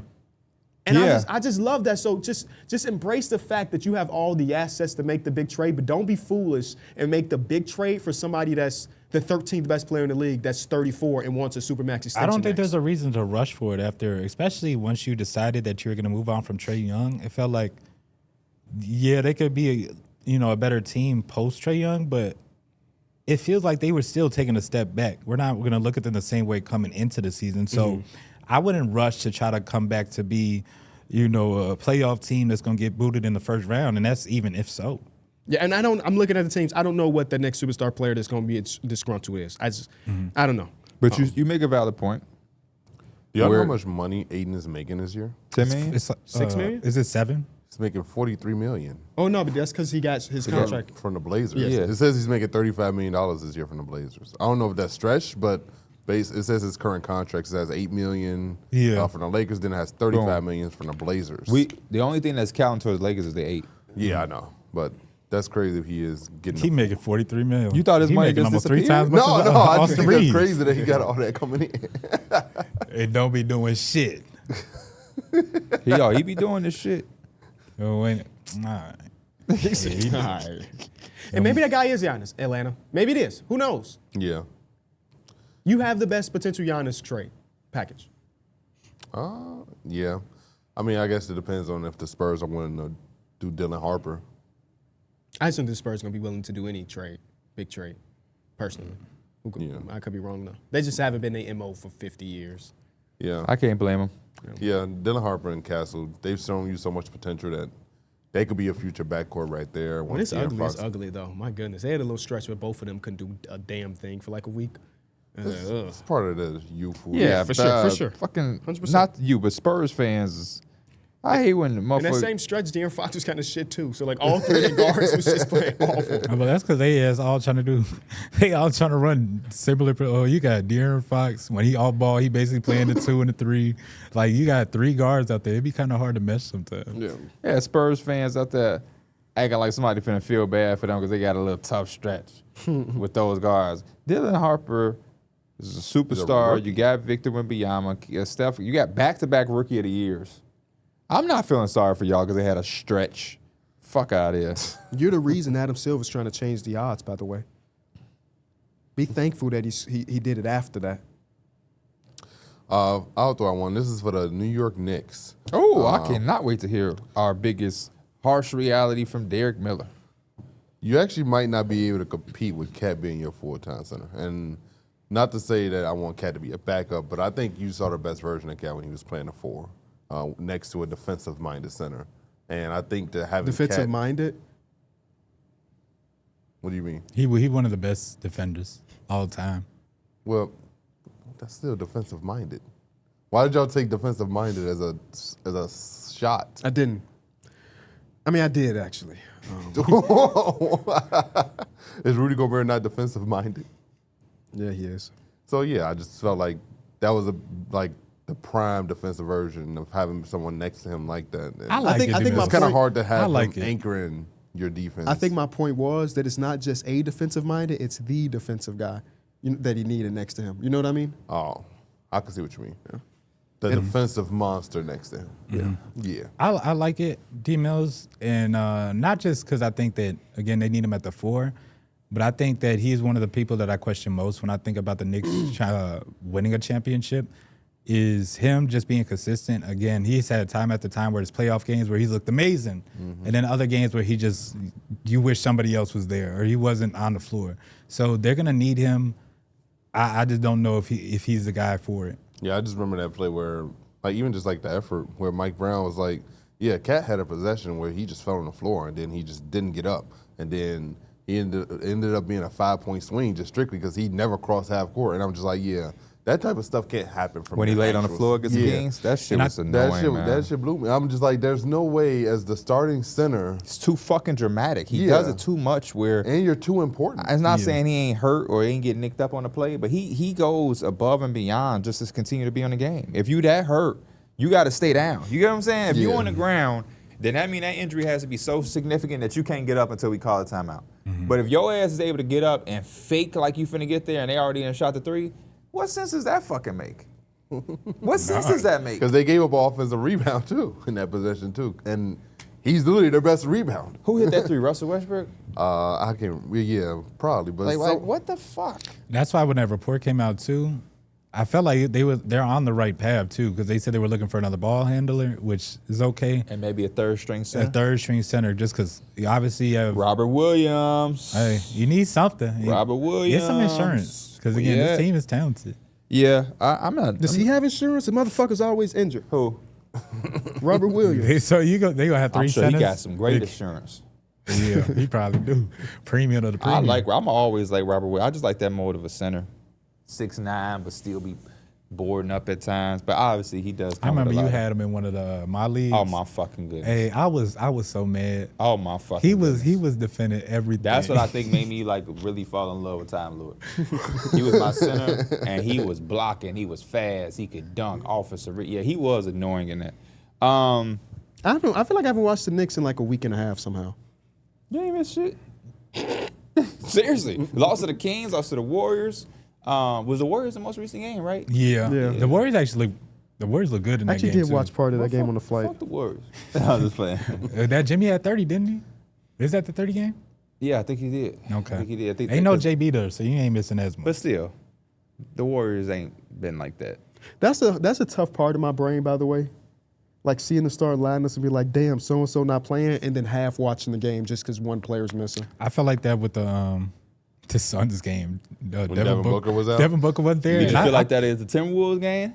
No, they was actually no. hooping. They was hooping. Julius Randle was doing his thing. I thank you. Dante DiVincenzo got the block. It stayed in bounds, and they still scored. What quarter was that? This is, man. I did see some. There He was like a Amon Thompson. there was a viral Dwight Howard He mixtape, slotted and he that was shit just out. Yeah. smacking shit, and so many people replied to me like, his ass is crazy for a lot of these blocks. Nah, he did what he's supposed to do. I bet they stopped Real life blowing up. volleyball shit. Yeah, no, he One literally of them used to motherfuckers, he just throw shit to the front row. literally threw that motherfucker. The next team I'll do is the Clippers. Harsh reality for the Clippers is this. Since December 20th, they've been as good as anyone, 12-2 over that 14-game stretch. Mm-hmm. But even with all of that, they are still below 500, and they now have this very small room for error. And I hate to be like that because, man, they have been playing really good basketball, and I am rooting for them to continue to play this way. But to me, it's kind of crazy when I looked, and they're like, yeah, they 12-4. Then I went to go look at their record, and it's like, yeah, they still like 18-23. Yeah. And they're older. We know the history of Kawhi. Now, again, I think the last game he didn't play, they still were able to win. That was a big win too, because Yeah. they It were was down by a hard. good amount. But it's like, from this point on, they kind of have to be perfect. Yeah. I'm looking at some of the teams ahead of them. I think Portland is the exception, but like Golden State, the Suns, the Lakers, the Rockets, like they're gonna keep winning basketball games. So They they're kind gonna- of stuck at the 10-9 spot for it, which is not. Yeah. I mean, It is better than what they were. what they were for sure. So I guess they take their win in that circumstance. But it's like they're going to hypothetically do all of this groundwork back, and the reward will be, here's OKC. And it's like, damn. And I just felt like this season had more potential than that. I'm just happy that they are getting it together because we were all Clippers fans for like a month stretch. Yep. So like we can't let them get that pick away. Now that pick is projected to be 11th if they don't officially make the Still postseason. too fucking high, but okay. And Better than 4. It's better than 4 for sure. What does OKC get to pick regardless? It's regardless, OKC gets it completely unprotected. And then we need the Jazz to fall in the top 8. Yes, which is what they're trying to do that at this point. Yeah, seems like it. Which gives a good little way for. I got the Mavs. I guess I could do the Mavs thing next. My harsh reality for them is that this draft pick, because it is one of their last draft picks that they have themselves, that is completely on them. I think they're about to flip the switch, by the way. I think because of Anthony Davis' injury, P.J. Washington being out, Cooper Flagg missed with, I think it was an ankle a couple nights ago, that they're about to try to flip the switch and lose a couple more games in order to secure a top 7 It's going to be pick tough. or so. Najee Marshall be like, fuck that. Bro, I hope somebody pick him up, bro. He be hooping. That because it's the only time they have their own first-round pick for a little bit of time, that this is a really important pick. Regardless if you keep Anthony Davis and Kyrie Irving comes back, to have another building block alongside Cooper Flagg in the same age realm is really important. We know that you can hit a first overall pick. Hell, we know you can hit on some undrafted guys. But what you doing if you got the 7th overall pick? Can you hit that pick in order to propel? Last time in that franchise? range, they got Larry Lively. Sure did, but that's like that was a win for a year. You know what I mean? Only And now 'cause he his been hurt. foot, and now his Yeah. foot is just acting up, and you got Dennis Smith Jr. They did that one. Hey, Dennis Smith Jr., I don't know if y'all remember, like that first, before Luka got there, his ass was 10 league I think he up. was averaging like 18, wasn't he? Or it's like 17. He was like an averaging a lot. explosive little baby D Rose. They don't just get that. My homie Out. tried to steal that name, but that might be the real baby D Rose. Shout out to Weezy, man. Weezy F baby. I'll throw a team out there. I have the Heat. One of their harsh realities I put is Bam's floor and his ceiling aren't too far apart. And I say that because Bam at his floor, I feel like is an amazing, great player, but sometimes they need like an all NBA, all-star version of a number one type option, but he just hasn't been able to reach that. And then that was my other part, is just like with their offense, it's been able to, I think, propel them. Like it's just a different style of offense, but they're still lacking that number one guy. And I guess with Jimmy Butler, I feel like they had the edge because Jimmy Butler was just a guy that can raise the ceiling. Without them, I think they're kind of lacking that. I mean, you're looking at their record. They're a different team, but they're probably about the same record that they would, I guess, last year, where it's just like they're play-in team or whatever, a play-in team or around that area. They just don't have that same Jimmy Butler type player. I think Bam sometimes, when I watch, he becomes a casualty of the new system, where it is so much of like creation on your own, and Bam just doesn't have those chops to be in the half court, like, hold on, get out of the way, let me cook some shit up. I think that's why it's no coincidence that as their season has progressed and they're starting to use more ball screens, that he's had these games where he's like, oh, there's a 26-point game from Bam Adebayo, because he can rely on Tyler Hero or Davion Mitchell when they're running PNR in order to get him into his spot. But, man, he had that stretch for like a week or two where he was averaging 11 points. And then right after that, he snapped out of it with the 20-something. And I'm like, okay, here comes Bam, here comes Bam. But I ain't mad at it. I mean, the pick and roll stuff is so interesting because we've seen the same basketball, this version of basketball as like the PNR is the number one thing. Everybody runs it for what feels like 20-plus years now. And for us to have back-to-back years of a team that's like, no, we just not going to do that. It is so different. But even now, we're halfway through, and now Miami's like, you know what? Screw that. We gonna run. They had a game the other day when they threw, I read 37 pick and rolls in the game. It was the most they had in the season by far. And then Tyler Heroes in his post-game interview was like, I told y'all we was gonna run some more pick and roll, man. Y'all ain't listen to me. I think, hey, bro, I'm all with it. Because if you could just, again, on those couple of possessions, that pick and roll get you a better shot than just kind of launching some three up, or especially if it's like, because, again, everybody's enabled in this offense. So, again, if you having a guy that's just not that great offensively and he's kind of launching up shots, I'd just rather give it to my guy to create something to break it down better. I like the offense that they was rolling with. I just think that everything don't have to be extreme, because I'm never abandoning pick and roll. I'm never doing it. Yeah. I'm never abandoning something that's going to give my offense advantages. That makes no sense to me. Yeah. But keeping that ball going, flowing, inbound quickly, we up the court, and we can swing it up and get Norman Powell a three, like on some pro-am shit, because the defense ain't back or paying attention. I'm not really against that either. You gotta have a balance, a great balance, especially when we talk about half-court offense, game getting down. So I think there's a world where some team will be able to figure out the healthy balance between those two. Next team I got is the Spurs. Is that?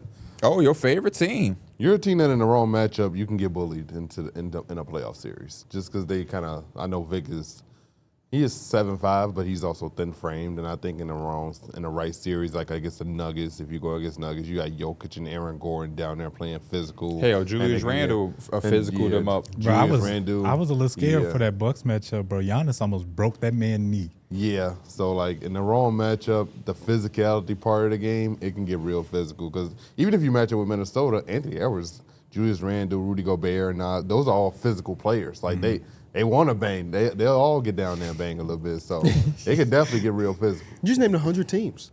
Huh? You just named 100 teams. 100 teams? Yeah. What you mean that? Which teams should he not be worried about being out physical? I guess. I don't know. I think a lot of the teams out there, maybe the Lakers. So where would you project them to go? If they were to play the Lakers, I don't think the Lakers can scare them physically. Man, the Lakers they ain't messing with the Spurs. So you think? No, that's what I was saying. How likely do you think they would be a first-round exit? I don't think it's likely. I think Seems they'll pretty probably. like you name 8 teams. No, I think they'll probably end up being a second-round exit. Because right now, they'll play the Suns or either the Lakers, depending on how seeding goes. And I think I would take them in those series. I would too. Or unless the Warriors jump and take 7. You change? No. I just think the teams within the range. Unless Houston falls to 7. But they would have to play a play-in game, so. Yeah. I don't know. Maybe I'm being very naive. I'm not worried about the physicality for Wemby in the postseason. Maybe it's one of them bridges that I got to cross in order for me to feel that way. Of course, we've seen regular season games where this happens for sure. He's my weight and 2 feet taller than me.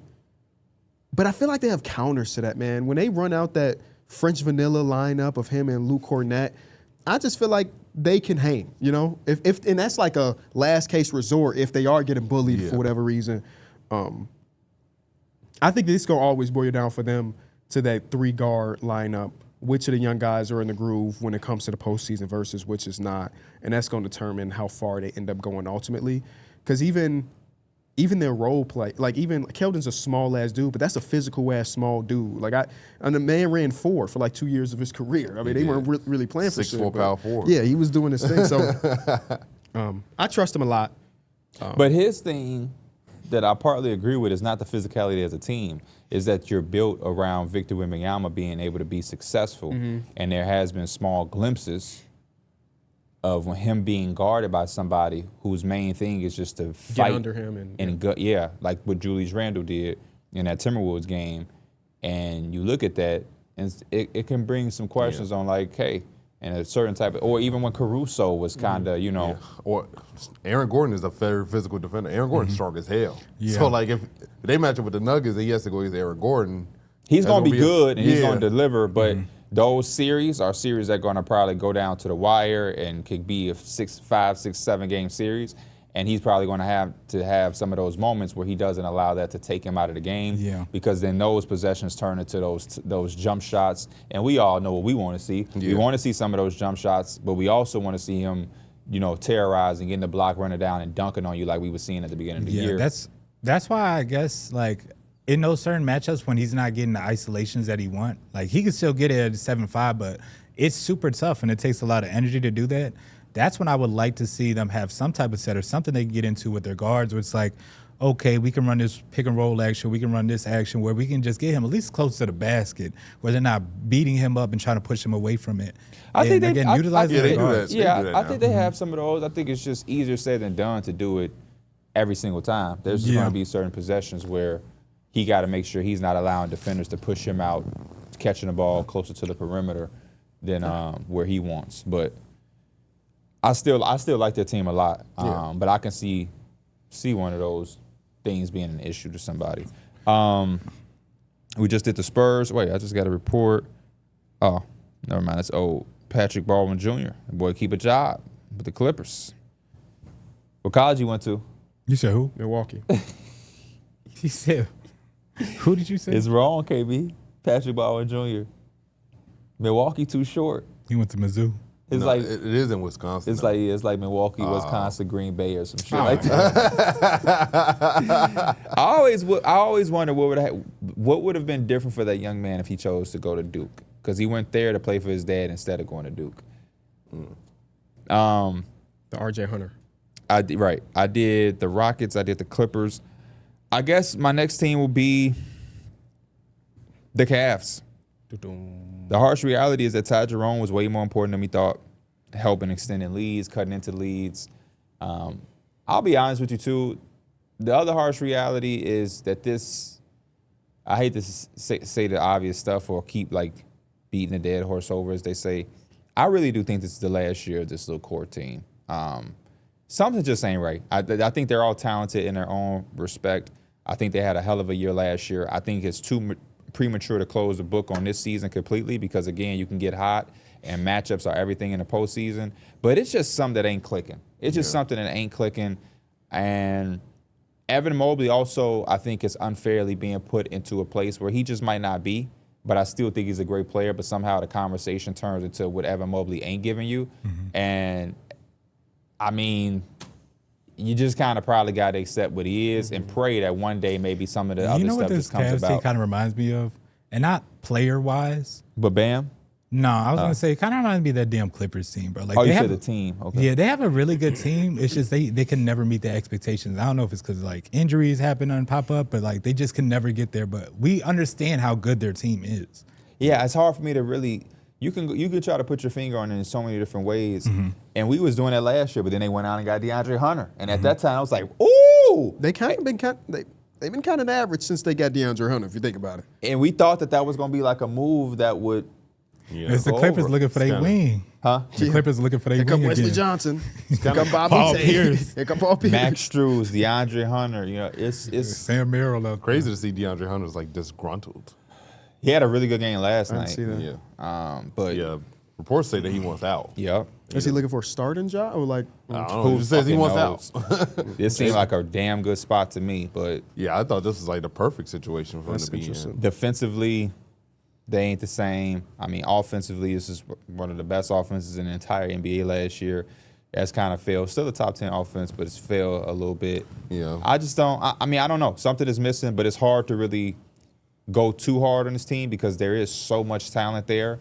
And again, us knowing basketball and knowing how much matchups mean in the postseason, they could play way above what they've been doing. It's just that I have to see something concrete, and that's just me being hopeful. Yeah. That's me being hopeful more than looking at the reality of what the season has been. And it's been some times where I thought they was turning a corner, and then they don't because they had the 3-game win streak. I believe I can't remember those teams that they beat. They beat some good teams though. Luckily, you hit on Jalen Tyson. Like Jalen Tyson's looking amazing. AD Millie, ain't no luckily. One thing I'm gonna do, I'm gonna hit. He looks great. Every draft I'm gonna hit. Find me a draft where I ain't hit one. I don't know. That's my dog, man. It's my dog. Shout out to Jalen Tyson. Maybe that's the 3. Maybe. It could be. Sometimes he shoot his shot and it's so high in the fucking air. I like his that it jumper. never comes down. Why? Because 2K. It kind of reminds no, not that. Because honestly, 2K got his jumper wrong. Like Yeah, they do. I don't know. His jumper, it looks like one of them. It looks like a 2K jumper, but not like a cheesy one. It looks like the one they try to make where you got the little catapult. It's an awkward jumper, but I like it. I'll go Pacers next. There's a couple different directions I went with this one. Harsh reality is one of the players that we absolutely love if you're a Pacer fan, whether it be Nembhard, whether it be Neesmith. One of them guys is about to be the odd man now. We know like Benedict Mather odd man now. We even know Jarris Walker odd man now. But with them projecting to have a number 2 overall pick, the lowest they can get is number 6. Not that you obviously don't have to give the keys over to a team that just was in the NBA championship just last year. They're not just going to draft fucking Nate Mint all of a sudden if they fall in the draft and he's about to be starting over these guys. But that guy objectively becomes really important to them. And if they stick to where they are right now, which they have a what percent chance, according to Tankathon, right now they have a 52% chance at the top 4 pick. We're talking about a Peterson, a Boozer, a DeBonsa, a Wilson. Like one of these guys is going to come into the organization and move one of these beloved people kind of either to a bench role or to a whole nother team. And the second thing I have for them, harsh reality, is that it makes more sense to get the job done acquiring the center during this season. Yeah. Because of the Benedict Mathurin contract or because of the Jarris Walker potential extension, it makes way more sense to try to package those 2 dudes or whatever to go get the center of the now and the future, even if it means you may add a couple extra wins. But then again, Jay Huff just had almost a 30-point game in this game. wonder how many Hey, draft shout out to picks- Jay Huff. I wonder how many draft picks are they willing to trade to get a center? I don't feel know like what's that's the one thing they're kind of missing, especially if they can have a draft pick that can. Again, you're not leaning on him to carry you over the hump, but at least to fill a void. And Before the Pascal trade, they weren't a team that packaged draft capital at all. They kind of just like, we're just going to draft. we're But chilling. all the centers that potentially are like tradable, you're gonna have to attach draft capital in Think order so? to get them. Like if you the ones that they're attached to, like Zubac, like you're the Clippers. What about the Daniel Clippers- Gafford? yeah. What about I think Daniel Gafford will be nice, but You don't need to attach a first round You pick probably to don't need Gafford. to, yeah. I hope not. Pray not. Yeah, that's what I thought. You don't got to do that for Dan. And for the first part of that, I think that's just like the attachment that comes with the territory of having a team go deep into the playoffs and make to the finals and go compete against the Thunder. Just like, yeah, we love some Aaron Neesmith over here. We love Andrew Nembhard. We love all these guys, but it's like, I'm yeah, they fake probably mad gonna have they to won't go. be in the playoffs, bro. Yeah. Because I would love to take another one of them trips. We got to go to Cleveland or something. Who gonna be in the playoffs? Cleveland, Detroit, baby. Yep, there we Go go. Detroit. Motor We was- City. we I ain't was mad on- at Detroit. Detroit We was was great. on them. I'll never forget that all the shit, bro. scooters. We was like some little ass kids, man. The opposite of that, though, is like Rick Carlisle's kind of a traditional coach, man. They fuck around, get a top 3 pick, and Booze is coming off the bench. Fuck around. He would. How would he start? I don't know. Somebody let me know, how would Cam Boozer start? Pascal at the 3. To his point, Rick Carlisle is not doing that. He not. Yeah. How does AJ DeBonsa start? AJ at the 3. I don't know. I don't watch Aaron them, so I don't know Neesmith's what they're spot. good and what they bad at. Yeah. I mean, Pascal, so then you're not moving Pascal Siakam for a rookie at this point. I respect the Pacers. I like the prospects. I am one of the guys that's rooting against them to get in the top 3. Because, or I guess even the top 4, because where will Caleb Wilson even play? Personally. Because I don't know. That's me being selfish. Because those guys could go there and come off. And who's to say you can't come off the bench as a rookie? Who the fuck said that? Yeah. Yeah. Who said I mean, that?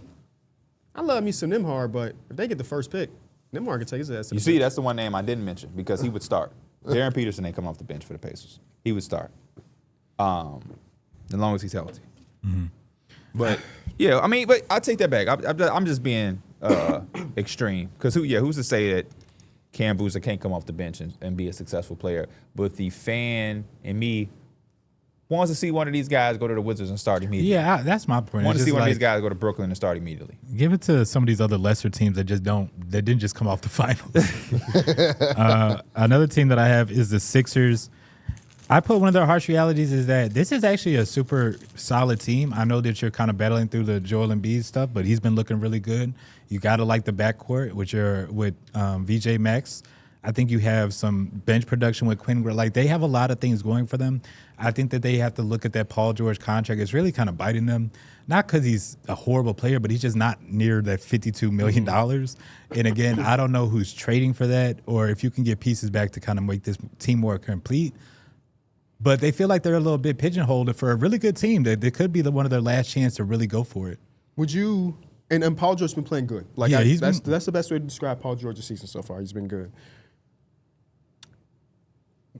Maybe this is not even a now problem, so I won't even bring it up to it because it's not like they're about to go into the deadline and try to dump a Paul George contract if teams are interested. But let's say hypothetically in the offseason, Paul George would have 2 more years left on this big ass contract. There's a team. I don't even know what this team would be. They saying Trae Young had a vape on a bench? Good for him, man. Oh no, this one actually one of these, but The hand from his. Oh, the things that get the pressure? It looked like a vape. That just looked like a vape, like crazy. Oh, yeah. Wow. Mike, is that a vape? I would think so. I would have asked him to hit it if I seen it. Yeah, no, it's a hand. What were you saying? Oh, if there's a team Paul out there George. hypothetically that's like, yeah, we'll take that contract, we'll give you some expirants.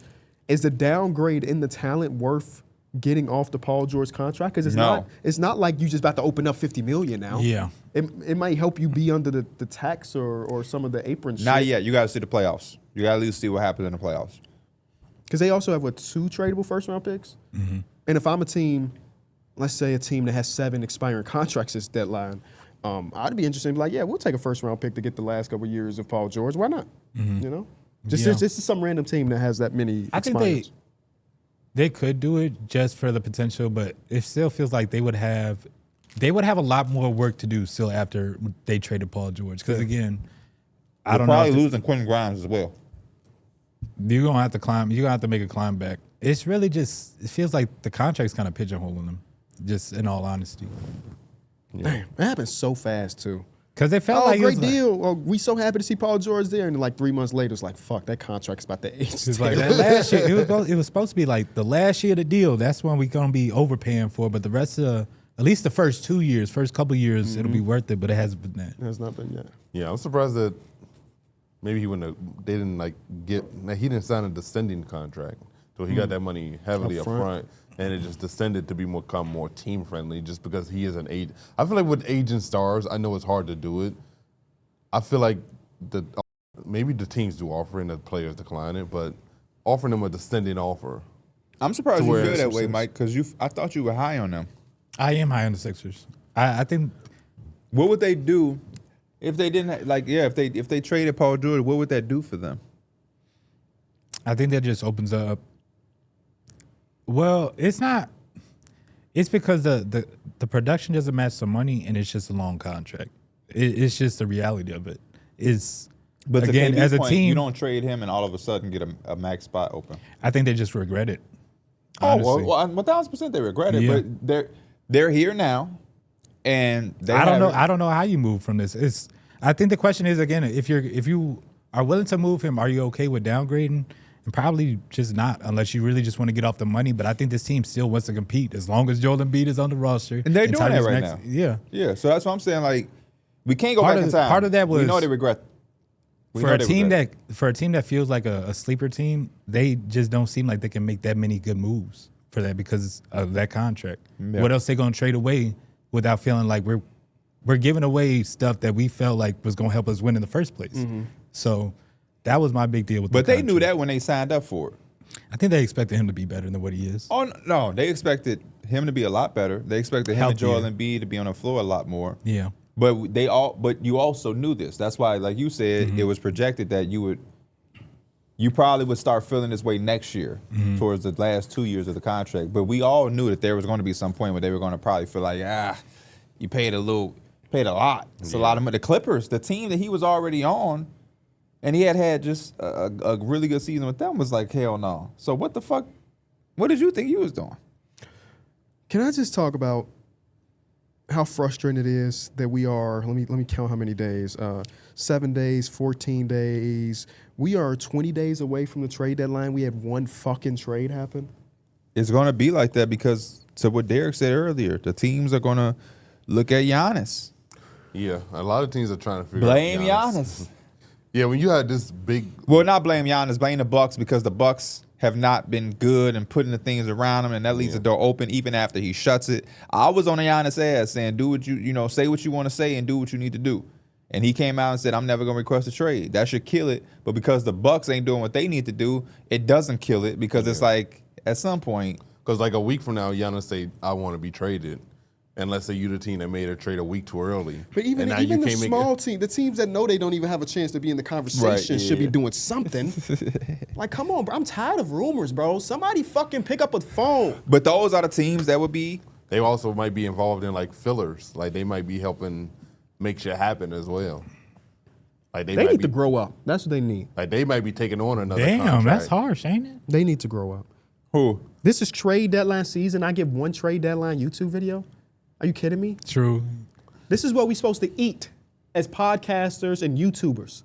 And the NBA is preventing my family from eating. We ate off that Man, trade. hell yeah. Trade Gabe Vincent and Jared Vanderbilt. We ate off that Trae Young. Ate off the Trae Young for sure. Shout out to Sugar Trae, my favorite player now. You caught the jersey?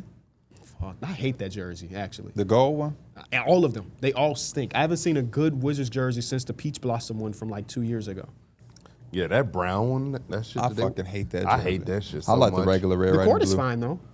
I don't Yeah, mind the but court. The that jersey sucks. stink. I'll throw out a Raptors.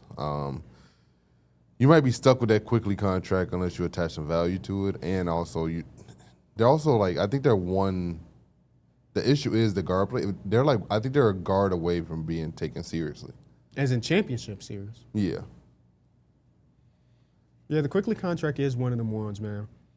You think about like bad contracts across basketball. It's not a ton if you just look at the rosters. Like I feel like there are people that may be slightly overpaid, but the length of the contract ain't really a problem, so it's fine. They'll be expiring next season. Yeah. The Quickly still having that many years at that evaluation, that's one of the worst contracts, man. So yeah, if you're looking to trade him, You got to It's gonna- attach some draft cap. yeah, you're gonna have You to know what attach also some is one of the first worst to it. contracts? The Jakob one. Oh yeah, Jakob back is fucked. Yeah. And he still Yeah. got what, And, 3 and we extra was just years? looking at it. It was a 5-year deal. It's a long deal, man. He signed Golly. a 5-year deal, man. That shit is crazy. They just paying motherfuckers in Toronto. They do. Sometimes it work. I'm Right now, cool. going to have to play for Toronto. I said when it happened, I don't understand because I think it was Thaddeus Young that was like, man, I just hated playing in Toronto. He talked about like the customs and all the and things, everything. which I can't speak of. I've only been to Toronto 2 times. But if you are somebody that gets in the door in Toronto, you're kind of guaranteed your next contract, man. Because they're trying to keep you there. They're just trying to keep you there. And then the city itself is beautiful, right? So it's Yeah. like I would live in Toronto in a heartbeat, especially if you're paying me $50 million. and a little flight to New York, you right back. Where you staying right at? back in the States. Yorkville, Brampton. I don't know any suburb, but it will be the suburb. You don't know your ends? Yeah. Whose man's is this? Fucking cheese me, dog. You know? You know? Harsh Fucking- reality, different On your nuggets. fucking ends, you just cheese me. You know?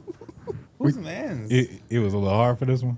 No, harsh reality is that they may not be able to pay Watson. Oh, true. Waste man. Very True. simple. Very simple, harsh Are you reality. dumb? Shit is a joke. I'll take it serious, though. Cheese me, man. There is a world where they can pay him. He's restricted and everything. It's more about ownership being willing to go into the second apron and stuff, which is always just a weird spot to be in, even if you are a championship caliber team. No buyouts, no aggregating contracts. There's so many different pieces to it. How much are y'all willing to pay him? If you are the The Nuggets, Nuggets? too early for me to say, honestly. This is a really fun stretch. Hey, it's hindsight. Would you ever rather giving that money to 100%. Peyton Watson to Christian Brown? Fans have talked about that for 2 weeks now. They paid the wrong guy. And one of the ways you Just can a little early. get to pay Peyton Watson is popping off Christian Brown. I think that's a real option for them. And I think it's not, and part of it is because Christian Brown has missed part of this season, but it's again, I feel like he's a little bit expendable in this mode. I think Peyton Watson he's been playing better. Honestly, he feels like a little bit better than fit or a better fit. Where do you pop off Christian Brown to? How? Where? I think the how is pretty easy. Where is the tougher question? In the offseason where there's like 8 teams with real cap space and no free agents on the market, there will be some teams that be like, yeah, Christian Brown, sure. Here's some expirings or here, maybe even nothing. Like you might be able to just absorb him completely. I don't think that's smart for Denver unless they're really only thing they care about is retaining Peyton Watson. Yeah. Because, I mean, this year is only $4 million. Right. And then the contract starts next season. So, yeah, I mean, What's the if number you next trade him now, $21 million. You're not going to trade him now. Yeah. You're trying to win the championship this year. Yeah. But you said $21 million next year? Yeah, next That's year. not a bad contract for Christian Brown. No, It's not at all, actually. At the end of it, it goes all the way to 28. Okay. So it does go up. 21, 21 for 23, Christian 25, Brown is really 26, good, 28. honestly. He signed all the way to 2031. And it's just guaranteed. I feel like there's no million years options from on now. it. 2031 sounds You're so gonna blink far and it's away. gonna be 2020. It's gonna be 2030. Damn. Don't say no shit like we're finna blink. Bro, 2030. that's how it be, my kid man. gonna be like 3. I feel like I Ain't blink. that crazy? My Yeah. kid gonna be 3. Yeah. By move to Scarborough. That's Toronto. I might move to Toad Suck. To what? Toad Suck, Arkansas. Oh boy. That hurts. Where you moving to? Willacoochee, Georgia? Yeah, that don't sound like a bad place to be. I'd throw out the Pistons. You're gonna run into a wall if you don't get Cade, some sort of creator. Just because I think it's hard to have just that one ball dominant guy just take you all the way. You kind of need somebody that'll help take and alleviate some of that pressure. Comes also easier for teams to like schematically build up something to try to just negate you. I got an answer for that. Okay. Finish the question so the viewers can Who would you want to see that be? Oh, I don't know who that would be. Cam but Thomas. I think they should get Cam Thomas. Not to do with you, all the shit you want. I think they should get Cam Thomas. This defense, Mike, hear me out. The defensive infrastructure will be there. It will cost them little to fucking nothing. Oh, man. And he can come off the bench and just wild the fuck out. They're one of the teams that makes some sense to me. Something Cam like Thomas Malik ain't about to Beasley? just evaporate into thin air. He's going to be in the NBA. Mm-hmm. Somebody's going to buy into him. It should be a playoff team that has defensive infrastructure that need. It's the last year, or is he has a 2-year? It's the last year. No, he'll be out of there. I think it would be worth the experiment, Just and then a- you could, just and a then try. you If can he don't gauge do it what off the fuck that to he pay need him. to do, he go sit where he's already sitting, and you walk out into free agency, wash your hands clean. There's not many because their move has to be the move. Yeah. So this idea that they can get all of these different things without touching, you don't want to touch anything because you might need your 3 first-round picks for Jaren Jackson. You might need 2 of them for Larry Marketing. You might need it for Michael Porter Jr. So we can't be giving away those assets to go get a fucking ball handler. It makes sense. Or go You know, sign I think- Markelle Fultz. You Don't like do that that? either. Oh, no. Go sign Markelle Fultz. Do I sound like a Knicks fan? Go get Cam Thomas. Go sign Markelle Fultz. But no, seriously, because I do like the Pistons. They do. I would love. Like being honestly speaking, we all would probably love if they still have Malik Beasley and Dennis Schroeder. They don't. So I would love for them to have some type of Dennis Schroeder replacement. Maybe it's Jenkins. Yeah, just fucking vibe out with Jenkins. Yesterday he had a pull-up 3 that was fucking nasty. Just let him vibe out, and then go get Cam Thomas and let him do whatever the hell he want to do. Wasn't Malik Beasley like cleared of all his charges? Don't ask me a question By- about that. I have no idea. By somebody. Oh. So it's 2 things. It's like he might have got cleared by the actual authorities, but the NBA are still investigating. Or the NBA might have cleared him and authorities. It was one of those. Okay. One of those. I can't remember. This shit was so long ago, and he was on Snapchat like, I'm going to be back. Then they were saying he's going to sign overseas. He's like, don't believe that. I'm going to the league. And then it's like, I don't know. And shit still ain't shake. So. No. I'll throw out Remember the, he was, never mind. I ain't going to say that. I am not going to say that. He was at the mall? Huh? Huh? What? When he was at the mall? I thought he was gonna say when he was on stream. No, With it's about Neo? his dating history. All throughout the Suns, their harsh reality is that they could use some offensive punch. It could be Jalen Green, but they just haven't been able to gauge him at all this season because he's played 2 games, I believe. Yeah, he 5 played quarters. one Yeah. game and he played 4 minutes of the game. Yeah. So 1 game, basically. But if you look at his stats, it fucks his stats up. Because the first game came back at like 29 to 30, and then the second game since he left, it makes his season average like 15. that's that lag out in rec. Yeah, it's exactly what it is. But I remember I went to his basketball reference for whatever reason, and it was like, Jalen Green is averaging, it's 15 and a half. I'm like, how? And that's because he played that second game. I really love the Suns, by the way. Me too. I think we all do, actually. I think they're in an underrated spot. And with his money, because you've had the success without him, in the offseason, if you want to pivot some different ways, they'll be a team that I could see being some buyers sneakily. How do y'all Kinda rank the crazy, top 3 shooting guards in basketball? You said what happened? How do y'all rank the top 3 shooting guards in I basketball? think Anthony Edwards is one significantly. Then I would go. I would Devin go. Booker, and then I would go. it's Donovan. It's all. It's It's go to- always these ones, too. I've been there. They might be 2A and 2B. It's hard to 2A and 2B. That's such a cop-out answer. Bro, they like one night I might be feeling Devin Booker, the other night I might be feeling Donovan Mitchell. You just double down on the cop-out answer. Like, It's Anthony Edwards, If Devin. you had you're starting the NBA team, Anthony Edwards just got drafted. Fuck, we need a shooting guard. Who you drafting next? It's always I'll- Devin Armani Booker. I'll go Devin Booker. It's Devin Armani Booker. Devin Armani Booker. Hey, Devin Armani Booker. Hey, He's still Devin thinking. Armani Booker. I might take Donovan Mitchell. Okay, I don't think I that's might a bad take pick Donovan. either. it's Mitchell. obviously not a bad pick. No, ain't no Yeah. wrong answer here. It definitely ain't. You I mean, gotta look at the little thing. I mean, you gotta look at the actually- little thing suit. Actually speaking, Yeah. I might be with you. Because I don't think I received a pair of Devin Bookers. But I did receive a pair of Donovan Mitchells. I'm one of them. I could be swayed. Because, damn it, I was up here riding for years Yeah. for Devin Armani Booker. And I still am. But I need a Back pair. when they was calling that man empty stats. I was up there fighting. Fight. Before the, KB and Pierre before up the there having music debates. counts. Fight for Hey, my and- fucking life. It wasn't no music counts. It wasn't no fake profile pictures you putting up. You was doing that shit for real. With my face. Yeah. Kale's At the voice. lunch table. We had a lot of Donovan Mitchell, Devin Booker Had a lot, conversations. and I wasn't budging.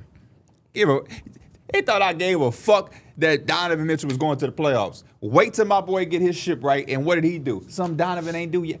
Donovan, I'm saying this in yeah, the, come on. You gotta, in you the gotta shit my past boy Donovan. in the past argument phase. I love you, Don, who I also think has one of the most underrated shoes. Have y'all seen his shoes? His new shoes? Nope. I Bro, know he wears size 18. the Don issues. Crazy. What the fuck?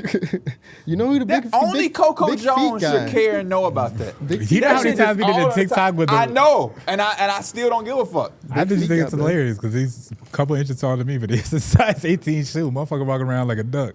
You did say you didn't want to see him in the meat off. Somebody tweeted out about The video came out. They know. They know. I lost the bet. Look at him. He finna try to pivot it up. What was your bet? You said that shit unprovoked. What you mean? The meat off question. Oh, it was a real debate. It was a real debate on Twitter. That's the shit you really be on Twitter. But D-Book, hook me up, man. I see you got the D-Book 2s, got the Spirit-Ons. I'm a Spirit-On wearer. You know what I mean? I'm a heavy Spirit-On wearer. I think you actually gonna put them on the map a little bit more. I don't even like you blowing at the spot a little bit. That was a little hidden gem we had. But yeah, man, fuck with your boy. I want one of them exclusive joints too, because I got me some D-Books. I can go in Sports Authority or Dick's Sporting Goods and go get a pair. I want one of them. I want them ones that look like your Impala. Y'all saw those? No. The D-Books that look like the Impala? Yeah, give me those. Give me those. I want to tour your house like you did Baradas. You ever seen that video? No. Yeah, the YouTuber Baradas, I think he went to like D-Book crib. And his shoes be flying off the shelf too. I'm not a guy The that you books. could give a tour of your house and you're an NBA player because we're going to be relatively the same size of shoes since I'm a 14. I'm going to, when you walk in your closet, like, yeah, man, this is my shit. I'm not going to be like, oh, damn, it's dope. I'll be like, man, come on, man. Tatum, you know you got Mike on speed dial. You can give me them. You can give me them, Tatum. And I'm going to aim high, so you be like, man, I can't give you those one-on-one. You can get those, though. And I'll be like, okay. That's how you got to aim high when you really want that. You did, you know. But I'll go next team. Who you got? Celtics. Speaking of Jason Tatum. It's hard to find a harsh reality for the Celtics, man. Everything is kind of Cop out. I got something. Don't worry. I got an answer. But everything is going well. Jaylen Brown's playing the best basketball of his career. After a first couple weeks of the season where Darrick White wasn't very good, he's been fucking phenomenal. Amazing. The harsh reality is, unfortunately, Jason Tatum is not saving this team this season. It's just the reality. He's not going to come back and look like an all-NBA first-team player. It's just impossible for him as a human to tear his Achilles and be back to being himself that fast. So, Y'all think they trade? No. They trade Simons? Shit. Oh, I don't know. No, I don't. Because they have a new owner, so I don't know if they care about their tax bill anymore. Because it's like I'm new here. I just want to win a fucking championship. So. Don't ever doubt Jason Tatum. I'm not down Tatum. I'm down Madison. I just made my Jason Tatum build phenomenal. I can't wait. Yeah, we on it today. We finna be locking things up. I can't believe I made that build. And I made our jerseys at the Celtics. We actually call it the Beltics. The Chicago Celtics, I like Beltics. that. What the? What's up? Nothing. Okay. He just got a I was message. looking at the shoe and it's called Shea 001. Yeah. But it's not Shea. This is on the Nike site. Because Nike owns Converse. Oh, okay. I was like, Shea's in a Nike athlete, but I didn't know that. Homie. Get your fucking homie. Hey, this your man. Get this fucking waste man, you know?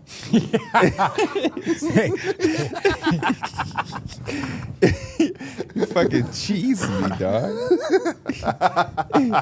You from Scarborough. That shit kind of I feel like that's similar to calling somebody a goofy in Chicago, It is. bro. It's 1000%. That shit sound is. really It disrespectful. is. Darrick would definitely not be from Brampton. He would not be from those ends. He would not be. He would not be. Anyway, the Wizards. My harsh reality for the Wizards is this draft could be make it or break it. And this is what I mean. With the young talent taking steps in the right direction, because Alex Sarr, I don't think we talk about Alex Sarr enough up here. And adding Trae Young, this may be their real last time like hardcore tanking. I'm not saying Trae Young is going to make them automatically a playoff team. Yep. But we're looking at the player progression and thinking about next year with Trae Young, this team could be in a situation where even if they miss the playoffs, they probably won't be down in the damn Yeah, I see earth. what you're talking Yeah. about. They'll So- be like that middle of they'll be in that spot you really don't want to be in, where you're not really that bad or you're right. But it's not okay really, But I for think them, it's for them 'cause they For got them, the young that's good. talent. That's Yeah. that's they a got to W. take a step forward. But now we talking about the 10th, 11th pick and not the number one. So I would love for them this last hoorah, because I expect Trae Young to not return. I said that, I was saying that before the report came out that he might not return. And to see it made me feel like he really probably not going to return. I would love to see that pay off for them. One last time, because you think about this team, with the way Sarr's played, some of the things Keyshawn George showed us, Trey Johnson. I love a pure bucket getter who just shoot the ball flawlessly. I pray when my son gets here, I can teach him to shoot the ball that good. And you add Trae Young. If they are able to go in and get a top 3 pick and leave with Peterson, Sarr, DeBonsa, next year you have a young core of Sarr, one of those top 3, Keyshawn George, Trey Johnson, and then you have Trae Young, and you still have the hope of what Bilal could turn into as a bench piece, or Bub Carrington. You still got A.J. Johnson, young ass. He's probably still only 17. He'll be in a year for. We're gonna look at him like he's been in the league for 4 years, only Well, 18 he's still years counting that old. money up there in season tournament. He with look the like Bucks. he's 15 years old. He's still counting that money. This team could be really, really good, man. This thing. So I would love to see them go out with a bang for their last true bottom of the league tank. Would love to see that. You talk about a team that could potentially have a front court of Alex Sarr and Boozer with, Young, Johnson, and yeah, that would be, I guess, they line up with Trae Young, Trae Johnson, Keyshawn George, Boozer, and Sarr. Sarr could help with some of the Boozer defensive deficiencies. And yeah, you would need a little bit more defense somewhere, but Yeah. Bilal got him off the bench. there you go. Well, I got him off the bench. My next team was the Magic, and The harsh reality is Suggs may have to go if you want to be able to keep Anthony Black with how well Anthony Black is playing. Why he got to go? Why can't be Paolo? That would be crazy to trade Paolo. Why? Because you like him? No. You're going to trade your number 1 overall pick to keep Anthony Black. I I mean, people traded Anthony Bennett before. He's They a talking first about overall trading pick. Zachary Well, that's Reese Anthony right Bennett. now. Anthony Oh, Bennett you just said first overall Anthony Bennett pick. didn't make it to the second contract. You just said first overall Yeah, you pick. said so first I overall was pick. just asking. First overall picks have been traded before. 100%. Yeah, but not to keep Anthony Kyrie Black. Irving traded multiple times. You said who? Kyrie Irving, Anthony Davis. They have. We just like fucking with you. Especially when it comes to Paolo. Because he'd never say trade nothing. Right. He'd never Paolo. say nothing negative. You know I fuck with Paolo just like you, but you just on a different level. I didn't get to see their first game all healthy. I can't wait to watch them tonight. Who they play tonight? Couldn't care less. They could have played us 3 in Austin. I'd be like, yeah. Oh, they might lose that game. I got to coach a philosophy. Everybody getting his paint. We got Austin to be Ron Holland. He gonna be good. Austin reminds me of somebody else too that I was watching. Peyton Watson. He reminds me of Peyton Watson and Ron Holland. We ain't never seen him hoop, but we just know that's how his. I've his seen him play hoop. style. I've seen the video of Austin Hooper. Oh, Seen him knock down a jump shot. Next team I got is the Bucks. I just put. I don't think there's a realistic trade out there that they bring in that gets Giannis to stay. And again, with that, I think that if you overpay, you could be digging yourself deeper into the hole because you're going to give up all your assets and Giannis still may walk. They're just in a really tough situation. And then the other part is Giannis, out of the last 3 years, 2 of them he's been hurt in the playoffs. Just simple ones for the Bucks. I'll do the Warriors. Wait, with the Bucks? I don't know, bro. I'm calling the Bucks myself if I'm a GM with a Zach LaVine, with anybody that would be able to score for that team and say, hey man, he's yours. Just give me 2031. He's yours. I don't care. You know, I don't care about I think the what Bucks extra will be contract desperate I'm for- taking on. It'll be Kuzma. To get you in your draft capital. Because I don't believe that big fella gonna be there for much longer. So I want to get in while I can. Take advantage of John Horst and them while they're back against the wall. But then again, I'm sorry to keep cutting No, you you off good. before You go. good. Acquiring a guy like Zach LaVine, I don't even know who the guy maybe makes them a playoff team. They're right there. They're half They the game out right now. right there. So, With all of the time that Giannis missed. and then once you win, you know? yeah. If you have the best player, the best player in the conference, Is that enough? no, it's not going to be enough. I'll spoiler, but that's enough for You funny as to have hell. some belief. Would that be enough to do what? Because maybe they get into the first round. Maybe because again they have to beat somebody in the first round, and if they a lower seed, then it's tougher to do that against like a Knicks team or a Pistons team that's really been rocking this season. But somehow, if there's a little belief that Giannis feels like this team has enough where he can compete, maybe it is. But I just think that's super far away. I think that's best hope thinking for Bucks fans. I'll throw out a team. LeBron funny. He just quoted on Twitter. What do you quote? Pusha T rapping, doing a rap performance. He said, "Oh my goodness, this is insane." He knows what this is about to ignite in his fucking. All the comments is like, "Oh, Drake shit." Oh, he's hating on him. You're doing it again. No, hold up. I was about to go. Slow down. Do your thing. Yeah, pump your brakes. Oh, I'm tripping. Yeah, do that. Because last time you forgot, the Warriors, they aren't good enough to cover up their flaws. Size and youth matters. They're 30th in points in the paint. They're 30th in fast break points. They're 24th in total rebounds per game. They're 23rd in free throw attempts per game. They're 30th in first quarter scoring, and they're 26th in turnovers. This team can't afford to have. Being a worst first quarter team is insane. You just start every fucking game. Every game, you just going in there like, all right, guys, we got to turn it up a notch. The Wizards have a better first quarter than you. Like, they're one of the worst teams. The Pacers are better in the first quarter than you. And those teams are like at the bottom of their conference. That is crazy. That's so crazy. So yeah, they can't. I just believe they can't afford to have a quiet deadline. They're one of those teams that KB is referring to because they know they ain't getting no fucking Giannis Antetokounmpo or Ja Morant. So what's the excuse for not doing anything? Yeah.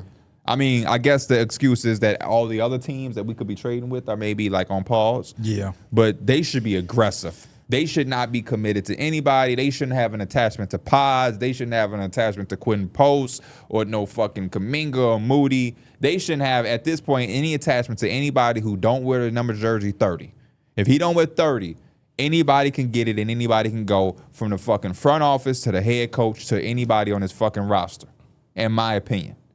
I'm so sick of hearing about Mike Dunleavy talk about, or not even him talking about it, but reports coming out that they're going to be cautious with first-round picks. Get the fuck out of here. And I already talked about it on Teed Up, so I ain't going to go in depth.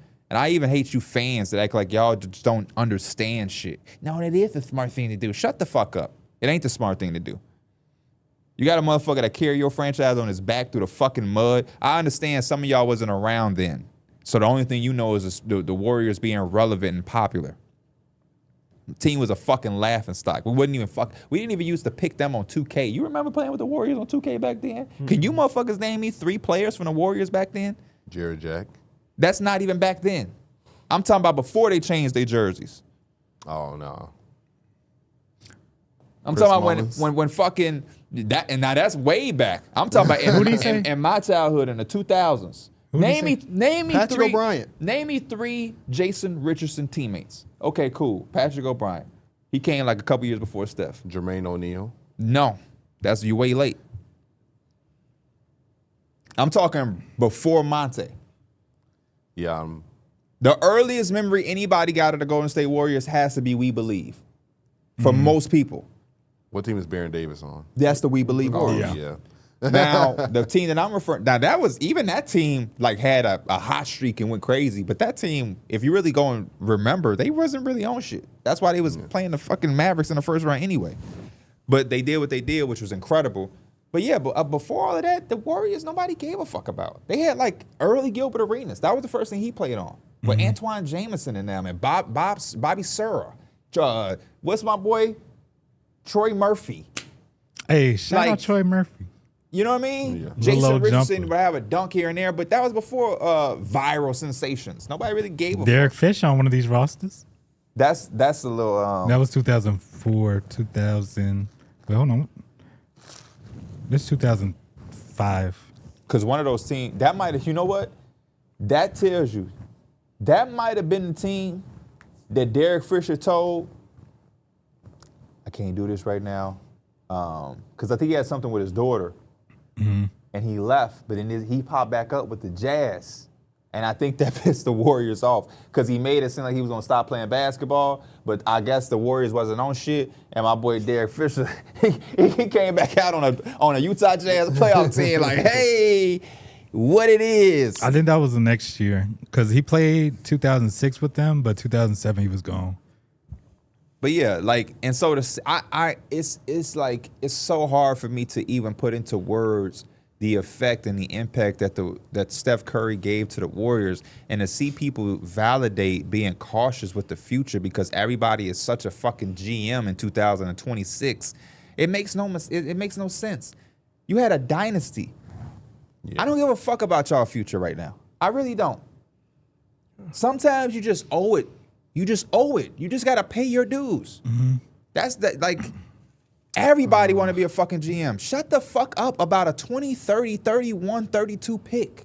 CJ Watson had a year here. Shut the fuck up. Yeah, he did. Remember, that's the Conor McGregor. Yes. Draymond like, yes. take off that jersey. Oh, This is yeah, he said this CJ Watson. CJ Watson, mate. Kalena Azubuike, Andre Beard. That's Michael a big Pete. man. That's what Michael Petras. He was drafted Michael Petras originally on to the the team. Warriors. Rob Kurz. Have you ever heard of a Rob Kurz? No, I don't think so. Out of Notre Dame. I'll throw out another team. I had the Pelicans. I had just put that Mookie Baylock. Shout out to Mookie Baylock. harsh reality for the Pelicans is like the Zion, Derek Queen front court is a really fun front court, but I just don't think it's the future. Specifically with Zion, obviously they're trying to move him, and then the other part of that is his value kind of seems like it's set. Again, Zion has been playing really good, and I wouldn't be surprised if some teams are a little bit interested in him. But I think that there's always the caution of his injury history. So it's like we're not going to overpay for Zion Williamson. You know, I don't know how this team ever gets good. Is it really Darrick Queen has to be an All-NBA player for them to us to look at them and be like, they're going to be a good team? Because right now, I mean, they're dealing with injuries. Everybody is, though. This team can't win a ball game when they have Zion, Trey Murphy III, Jordan. Well, probably shouldn't have Jordan Poole now, huh? But they got real ball players. And they're the worst team in the NBA on a team in the league where the Washington Wizards' average age is 21.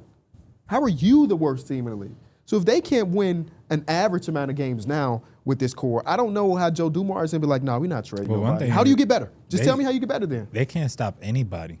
And again, like I said, Darrick Queen, we're going to see how much he grows offensively, but he's going to have to find some way.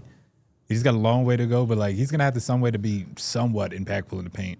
Like there's legit nobody there at times. And I think that's just a hard way to stop people. And I don't want to put it all on him because his team has a lot of stuff going on. But again, you got to learn how to stop somebody to win basketball games. The offense in this day and age in basketball is just too good. Yeah. I'll bring out my second to last team, the Timberwolves. Harsh reality for them is that if you do end up flaming out of the playoffs, I think it's going to be due to your lack of bench creation. We love Naz Reid. He's been playing very well, but he's not a creator. He is a play finisher. And I just watched them on the nightly when they're healthy. Yesterday don't count. When they're healthy, I'm like, man, they could just use somebody off the bench that can create. Just some type of level of creation. So Could they be a Cam Thomas team? I don't think so. I would hate it. They already got like Bones Highland and Rob Dillingham, and somehow I see those guys in the same branch. But unfortunately, they can't score like Cam. No, hell no. Not the same player at all. Yeah. So he might actually, he could breed that. He's just an individual What creator. do they give up? One of those names. No. Do they even Reid for Cam No. Thomas? I'm saying Rob Dillingham. No. Why would the fuck the Nets do that?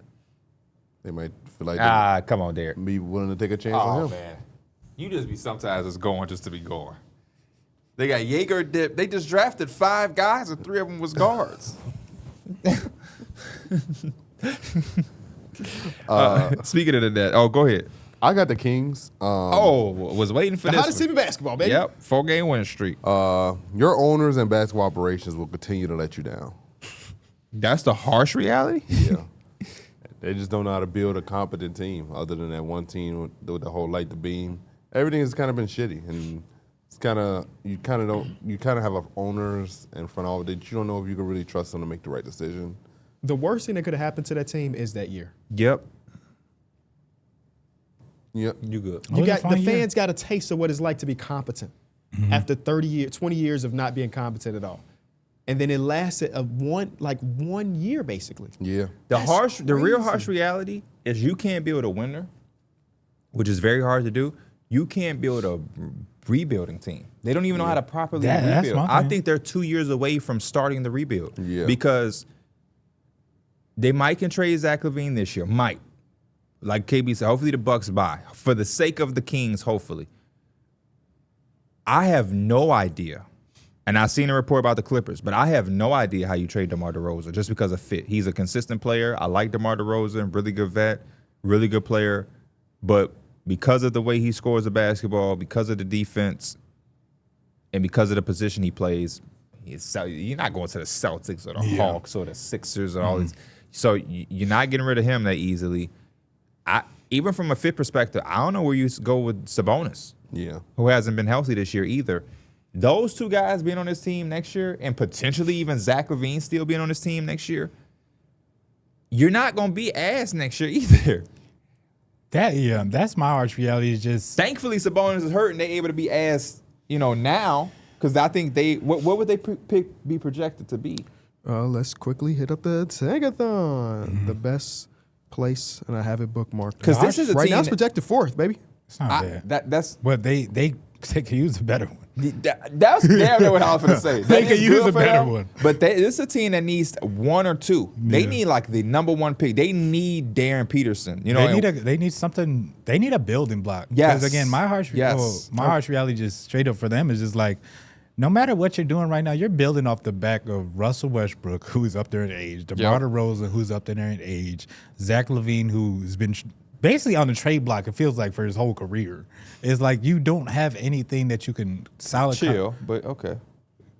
I mean, he The kind of last has few it. years, but chill. Don't But disrespect they my don't boy. have no solid concrete thing. And again, they do have some young players, but again, they're rolling out 34, 35-year-old guys. I really agree with you, though. They need that building block. And the reason, because who's to say you can't get a building block at 4? Maybe Caleb Wilson can be the building block. But I just think that this is a team that has drafted so poorly that I damn near just want them to be handed something. I'm not going to lie. Yeah. I'm not going to lie. I want them. But maybe, who knows? Maybe they fucked that up. Maybe this year with his 3 top guys, they take the wrong one, number 1. Sound like the Kings. What do I know? But, man, I want this team to just be so bad one of these years that they can just reap the benefits of actually being bad and give their fan base. Because it's like, if you're a fan, look around the NBA. There's a lot of teams that ain't that good. This has to be one of the worst teams to be a fan of just because you don't have anything to get excited about. The Wizards can look at Alex Sarr and be like, hey, we ain't winning a lot of games, but we got Alex Sarr. And I just turned on the game the other night, and Trey Johnson was absolutely incredible. The Hornets can say, man, that Conker nipple dude is look real good, and LaMelo is taking one leg, step back They're threes. feeling that way about Maxime Reno. Yeah, he is exciting, but he ain't exciting like some of the other people I fucking named. Yeah, I'm taking him over LaMelo. He might Who be got the drunk. next team? Who got the next team? This is my last team I had. I had the Jazz. They're one of the, I guess, the trickier teams because they've always been in they've been in a rebuild for a little bit. Nobody's buying in on their high sells. Like, they always one of the teams that's saying Larry Marketing, we'll sell them out for 3-4 picks. Walker Kessler, we'll set them out. We'll set all these players out, but nobody ever kind of buys into that.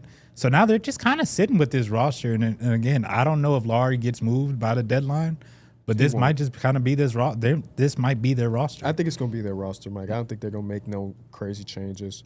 Yeah. They're going to tank their way to keep their pick. And then people have rumors that they may try to buy this offseason, but I feel like I've heard that before, so we'll see. I think that's the worst part is that they're not too far off. Like, they're not the worst team in the league. They make you feel that way, and then they let the Dallas Mavericks set the record for most points in a game when they had no starters. So Shit happens like that in basketball. But no, I feel that. my last team is our Portland Trailblazers. I'm sorry, I forgot I'm a fan because they got to make the playoffs for us to get that pick and all. The harsh reality, and I can't fault them, right? The draft was a 3-man draft at the top, wasn't it? It was Wemby. It was for Brandon most Miller. people, it was Wemby, Scoot, then Yeah. B Mills. Then they went B Mills at number 2. The harsh reality is, Luckily for you, you sat next to somebody that was saying, B. Miller, B. Miller, B. Miller. their harsh reality is that 0-0 has been a 0-0. And it's really tough to do that on a team that was, at that point, rebuilding. And for them to have to go get their old Superman guy to come back, for the fans to be really excited again, kind of sucks because their rebuild didn't last that long. And it would be so much better. I mean, Scoot hasn't played. Like, literally has played 0 seconds this season, and I haven't seen a single report about it. He will be back at the trade deadline or whatever. Hitting that pick would have just done so many wonders. So you look at some of the people drafted right after them, both for the Twins, and nobody, they weren't in the conversation for top 3. So I want to give the Blazers at least a little bit of grace there. But Scoot, man, and it's not like when he does come back, he's not about to be like, oh my God, he finally hit the jump, because he hasn't played basketball in the year now. So Trying to see if I can find an update on Scoot. please do, because I cannot wait to see that brother play basketball again. Let's see. All these lingering injuries, man. I think I was looking at it not too recent. I don't know if they had a timetable for him. Yeah, I'm not seeing anything with a true timetable as to when he will be coming back. That's sad. That's My sad. God, man. I had him in my league one time. I Yep, had and him you win fell in love with his MIP. ass on the Lakers. And you was putting his attributes up with the skill points and shit. You know was going crazy. who his duo was? DeAndre Hunter. He had Wemby. Oh shit! One of them leagues you had DeAndre Hunter, and I felt I like think he was on that team Okay. too. He might have been. That's I on got- my teams, by the way. I got that 3 was mine. teams left. How? I don't know. Catch you with 3 teams Y'all left? got me so caught up in y'all teams. The Hornets. Their harsh reality is that expectations are arriving. They can't win games without stops. Organization and players are going to have to do different things if they want to expect different results. They're my favorite Anthony Davis team Right now, or just in the offseason? in the aggregate, not necessarily at the second, because the motherfucker can't play in the second. But yes, I think they're right there. They're 12th out in the East, close to getting that play in. But I do think that this organization is taking a turn. And, you know, one of the things about those expectations coming into play is that, you can't do the same things, and that's something we've seen with the Kings. So from here on out, I think they're going to have to meet that standard of drafting, being good with their acquisitions, because I like some of the moves that they made this past offseason, and I think Charles Lee has been a really good coach for them. And I want to see them take that next step. They fans and they city deserve it. It's been a while since we've been able to see them in the playoffs and competing at a high level. The Grizzlies, their harsh reality is another beloved Grizzlies era coming into its end. This one had the most potential, though. I've been around long enough to see when they had Pau Gasol, and that turned into a playoff team with Hubie Brown. That's like Pau playing in the pyramids. That's that's Pau, and I wonder what the pyramid is now. Probably a mall. It's a Bass Pro Shop.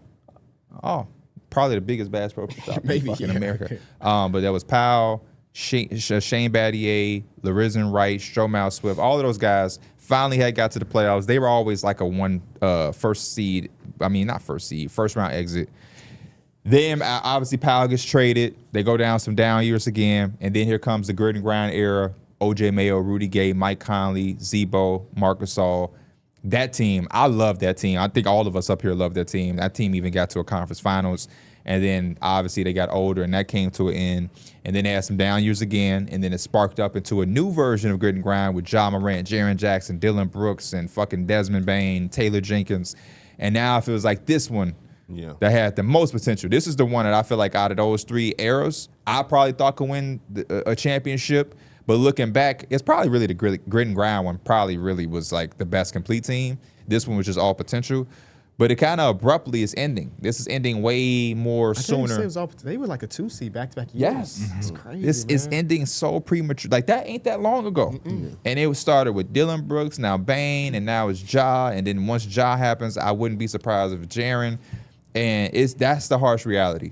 Is there a world where, like, Desmond Bane in an interview has said that he missed Taylor Hendricks, and he said, I think Taylor Jenkins. He definitely don't miss Taylor Hendricks. Taylor Jenkins.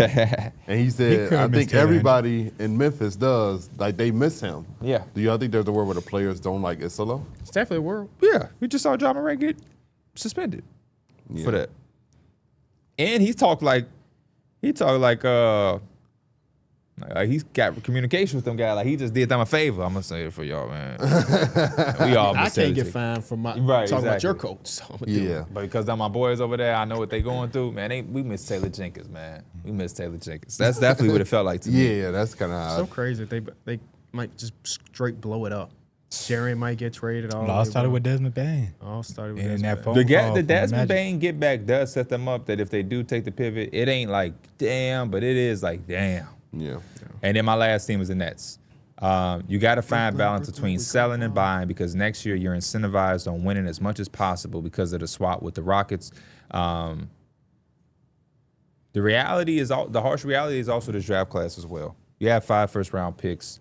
I love me some Jaeger Demon. I've seen some flashes with Drake Powell, Danny Wolf, and these guys. But again, I feel like when you have 5 first-round picks, you want something that you can, feel a little bit more confident in. I even see Nets community, because I kind of got immersed a little bit with my Nets series. So I'll be looking around what Nets people are saying. They kind of be splitting their own little community where some people are trying to convince themselves and just kind of be optimistic about the draft class, and others are just like, this is just like a joke of 5 first-round fucking picks. And I've even had, there was one Nets fan that just kept hitting me up trying to convince me to buy into this. And I'm like, number one, what I like don't mean you have to like, and what you like, you know what I mean? But at the same time, it's like, you cannot be selling me on excitement with G League clips, brother. Yeah. It's just 5 first-round picks we talking about. Nobody has 5 first-round picks and keep them all, and then it's like, yeah, look at these G League highlights. It's just hard to even develop all that at one time. It really is. But they're trying. They're doing it. I'm trying. I'm doing it in my series. So, but yeah, man, those are all 30 NBA teams and the harsh realities that follow with them. Good job, boys. Now on some non-basketball topic shit. Yep. For the people at home that are watching this, after this episode wraps, I got the studio up there. I got everything pulled up. KB is going to be dropping a verse. We got KB getting into... Right. That's the plan. We got KB getting into the booth. The verse ain't done, but I'll make it work. Me and Mike recorded some stuff. We've been working on some music. I've been recording almost every day after the show whenever I get some time. I just think it's better to be in here. Once I'm in here, if I got an hour to spare, I don't be having too much time, But it's so much better than kind of just like coming out this way on a day we ain't gonna be up. It's like if we gonna be in here, I might as well just lay an idea or lay a hook. This Thursday, if you stay, I'm gonna be staying. I with won't you. be here Thursday because I'll be. Oh, you will be Charlotte. gone. Yeah. Friday. I mean, if Friday's you a good day, yeah. But I mean, Friday's also the day where Christian probably gonna have enjoy video and TikToks. We gonna pick one of these days because I got something I want to record, and then I'm also got some verses I'm trying to hop on the songs you had dropped. Because again, we be leaving at around noon or whatever, and If that, because I feel like yesterday I was able to get in because we ended at like 10:30. yeah, and then again, like it was a couple hours later, and you had dropped something in there. I was like, oh shit, he's still up there. Yeah. So again, Because my new method is like when I go home, if I'm not like recording like behind the scenes stuff, or doing one of those videos in my car, I'll listen to beats, and then when I'm listening to the beat, I'll get like an idea or I'll say a couple lines and I'll just like voice memo it, and I'll come back here and finish the song here. Like I don't be at home trying to write the song or do all that. I'll just go right here and I can just like punch my verse. yeah. Just sit at the mic, I was watching mumble lines, and just go. I was watching Wiz Khalifa. I don't like not legit watching him, but I think he was doing some Stream? type of stream or Yep. whatever. And he basically had like the setup over there where he would just, he was recording it, listening to the playback, and then let me record it again. Yep. And he was just doing that on stream. I was like, shit, we might have to do that over there or something like that because that would be super dope. It's just, That's what my homie just texted me literally yesterday. My homie Adam was like, man, you got to do a stream. Yeah. But I'm like, my stream shit is at home and this is here. But we do have the stream room there. So it'd be about moving this shit in the stream room and just, but yeah. One of these days, I'm going to boot up and try to like record a whole, find a song, let the viewers select a beat, make some shit in front of them. It's a little hard though, cause you trying to interact with the chat, but like also trying to lock in on your verse and the hook or whatever. But it'll be fun. But yeah, man, I'll be locked in. I'm kind of getting the hang of everything and the process of everything. So once you get the basics out of the way, it ain't nothing to record and punch. I'm finna have a little test right here with KB because the song that he's about to jump on, 50 Ball, the whole song is done. So now I have to create another verse opening for KB. But what I might do is I might just open up the beat and let him record his verse, and I'll have the engineer, my Cozy, just do it out of That's fucking the easy way too. He'll be better at extending the beat and doing all that than me. But yeah, I think I'm about to ship some songs out to get mixed by him, and I'm gonna drop. Just finna start dropping. Just fuck it. Drop. Yeah. Drop. D-Mills, did you play Rivals yesterday? I did. was How fun. was Deadpool? Did anybody? Did you touch see him. people? I didn't play him. I played Russell him in Westbrook practice. is now undefeated versus former teams this year. Let's go. Shout out Big Must ain't played the Brody. Thunder. Definitely ain't played. Nah, you don't play new characters when they drop because everybody else be on them or Yes. they be getting banned. They be in the lobbies. There's 3 different versions of them. You can only if you ban one, the other 2 are still open. Wow. So Wait, say it one more time. if you ban one version of him, you can still use the other ones. That's pretty interesting. So, So if you ban the tank- tank version, you can still use the healer and the DPS version of him. Is there like a superior version? According to what I'm seeing on Twitter, is people are saying that the tank and the healer version are the best. That the DPS one is kind of weak. I don't understand what his ult does. He gets his ult very fast. I don't know what it does. gotta Even look when I at- was playing him in practice mode, I was like, I don't know what I'm doing. Like I don't know what to do with this. Have you seen Daredevil? Daredevil? Yeah, I mean no. Like you never seen the movie? No. Oh. Daredevil movie? You mean Deadpool movie? Deadpool. Oh, it's Dead. I was 'Cause- saying Does Daredevil's Daredevil like have a Daredevil. movie? Yeah. Daredevil does have a old, movie. He's got Oh. a TV show. I Ben don't know if I Affleck, I remember a think. movie. I remember back in the day when the movie had dropped and I watched that. That shit is really back in the day though. We was little. Yeah. Because he's in the game too. Yeah, I know. Yeah. That's why I said Daredevil instead of Deadpool. I'm still getting used to Deadpool being in the damn game. I'm It's kind thinking- of crazy that the healer version of him, like you shoot your gun at your allies to heal them. That's Really?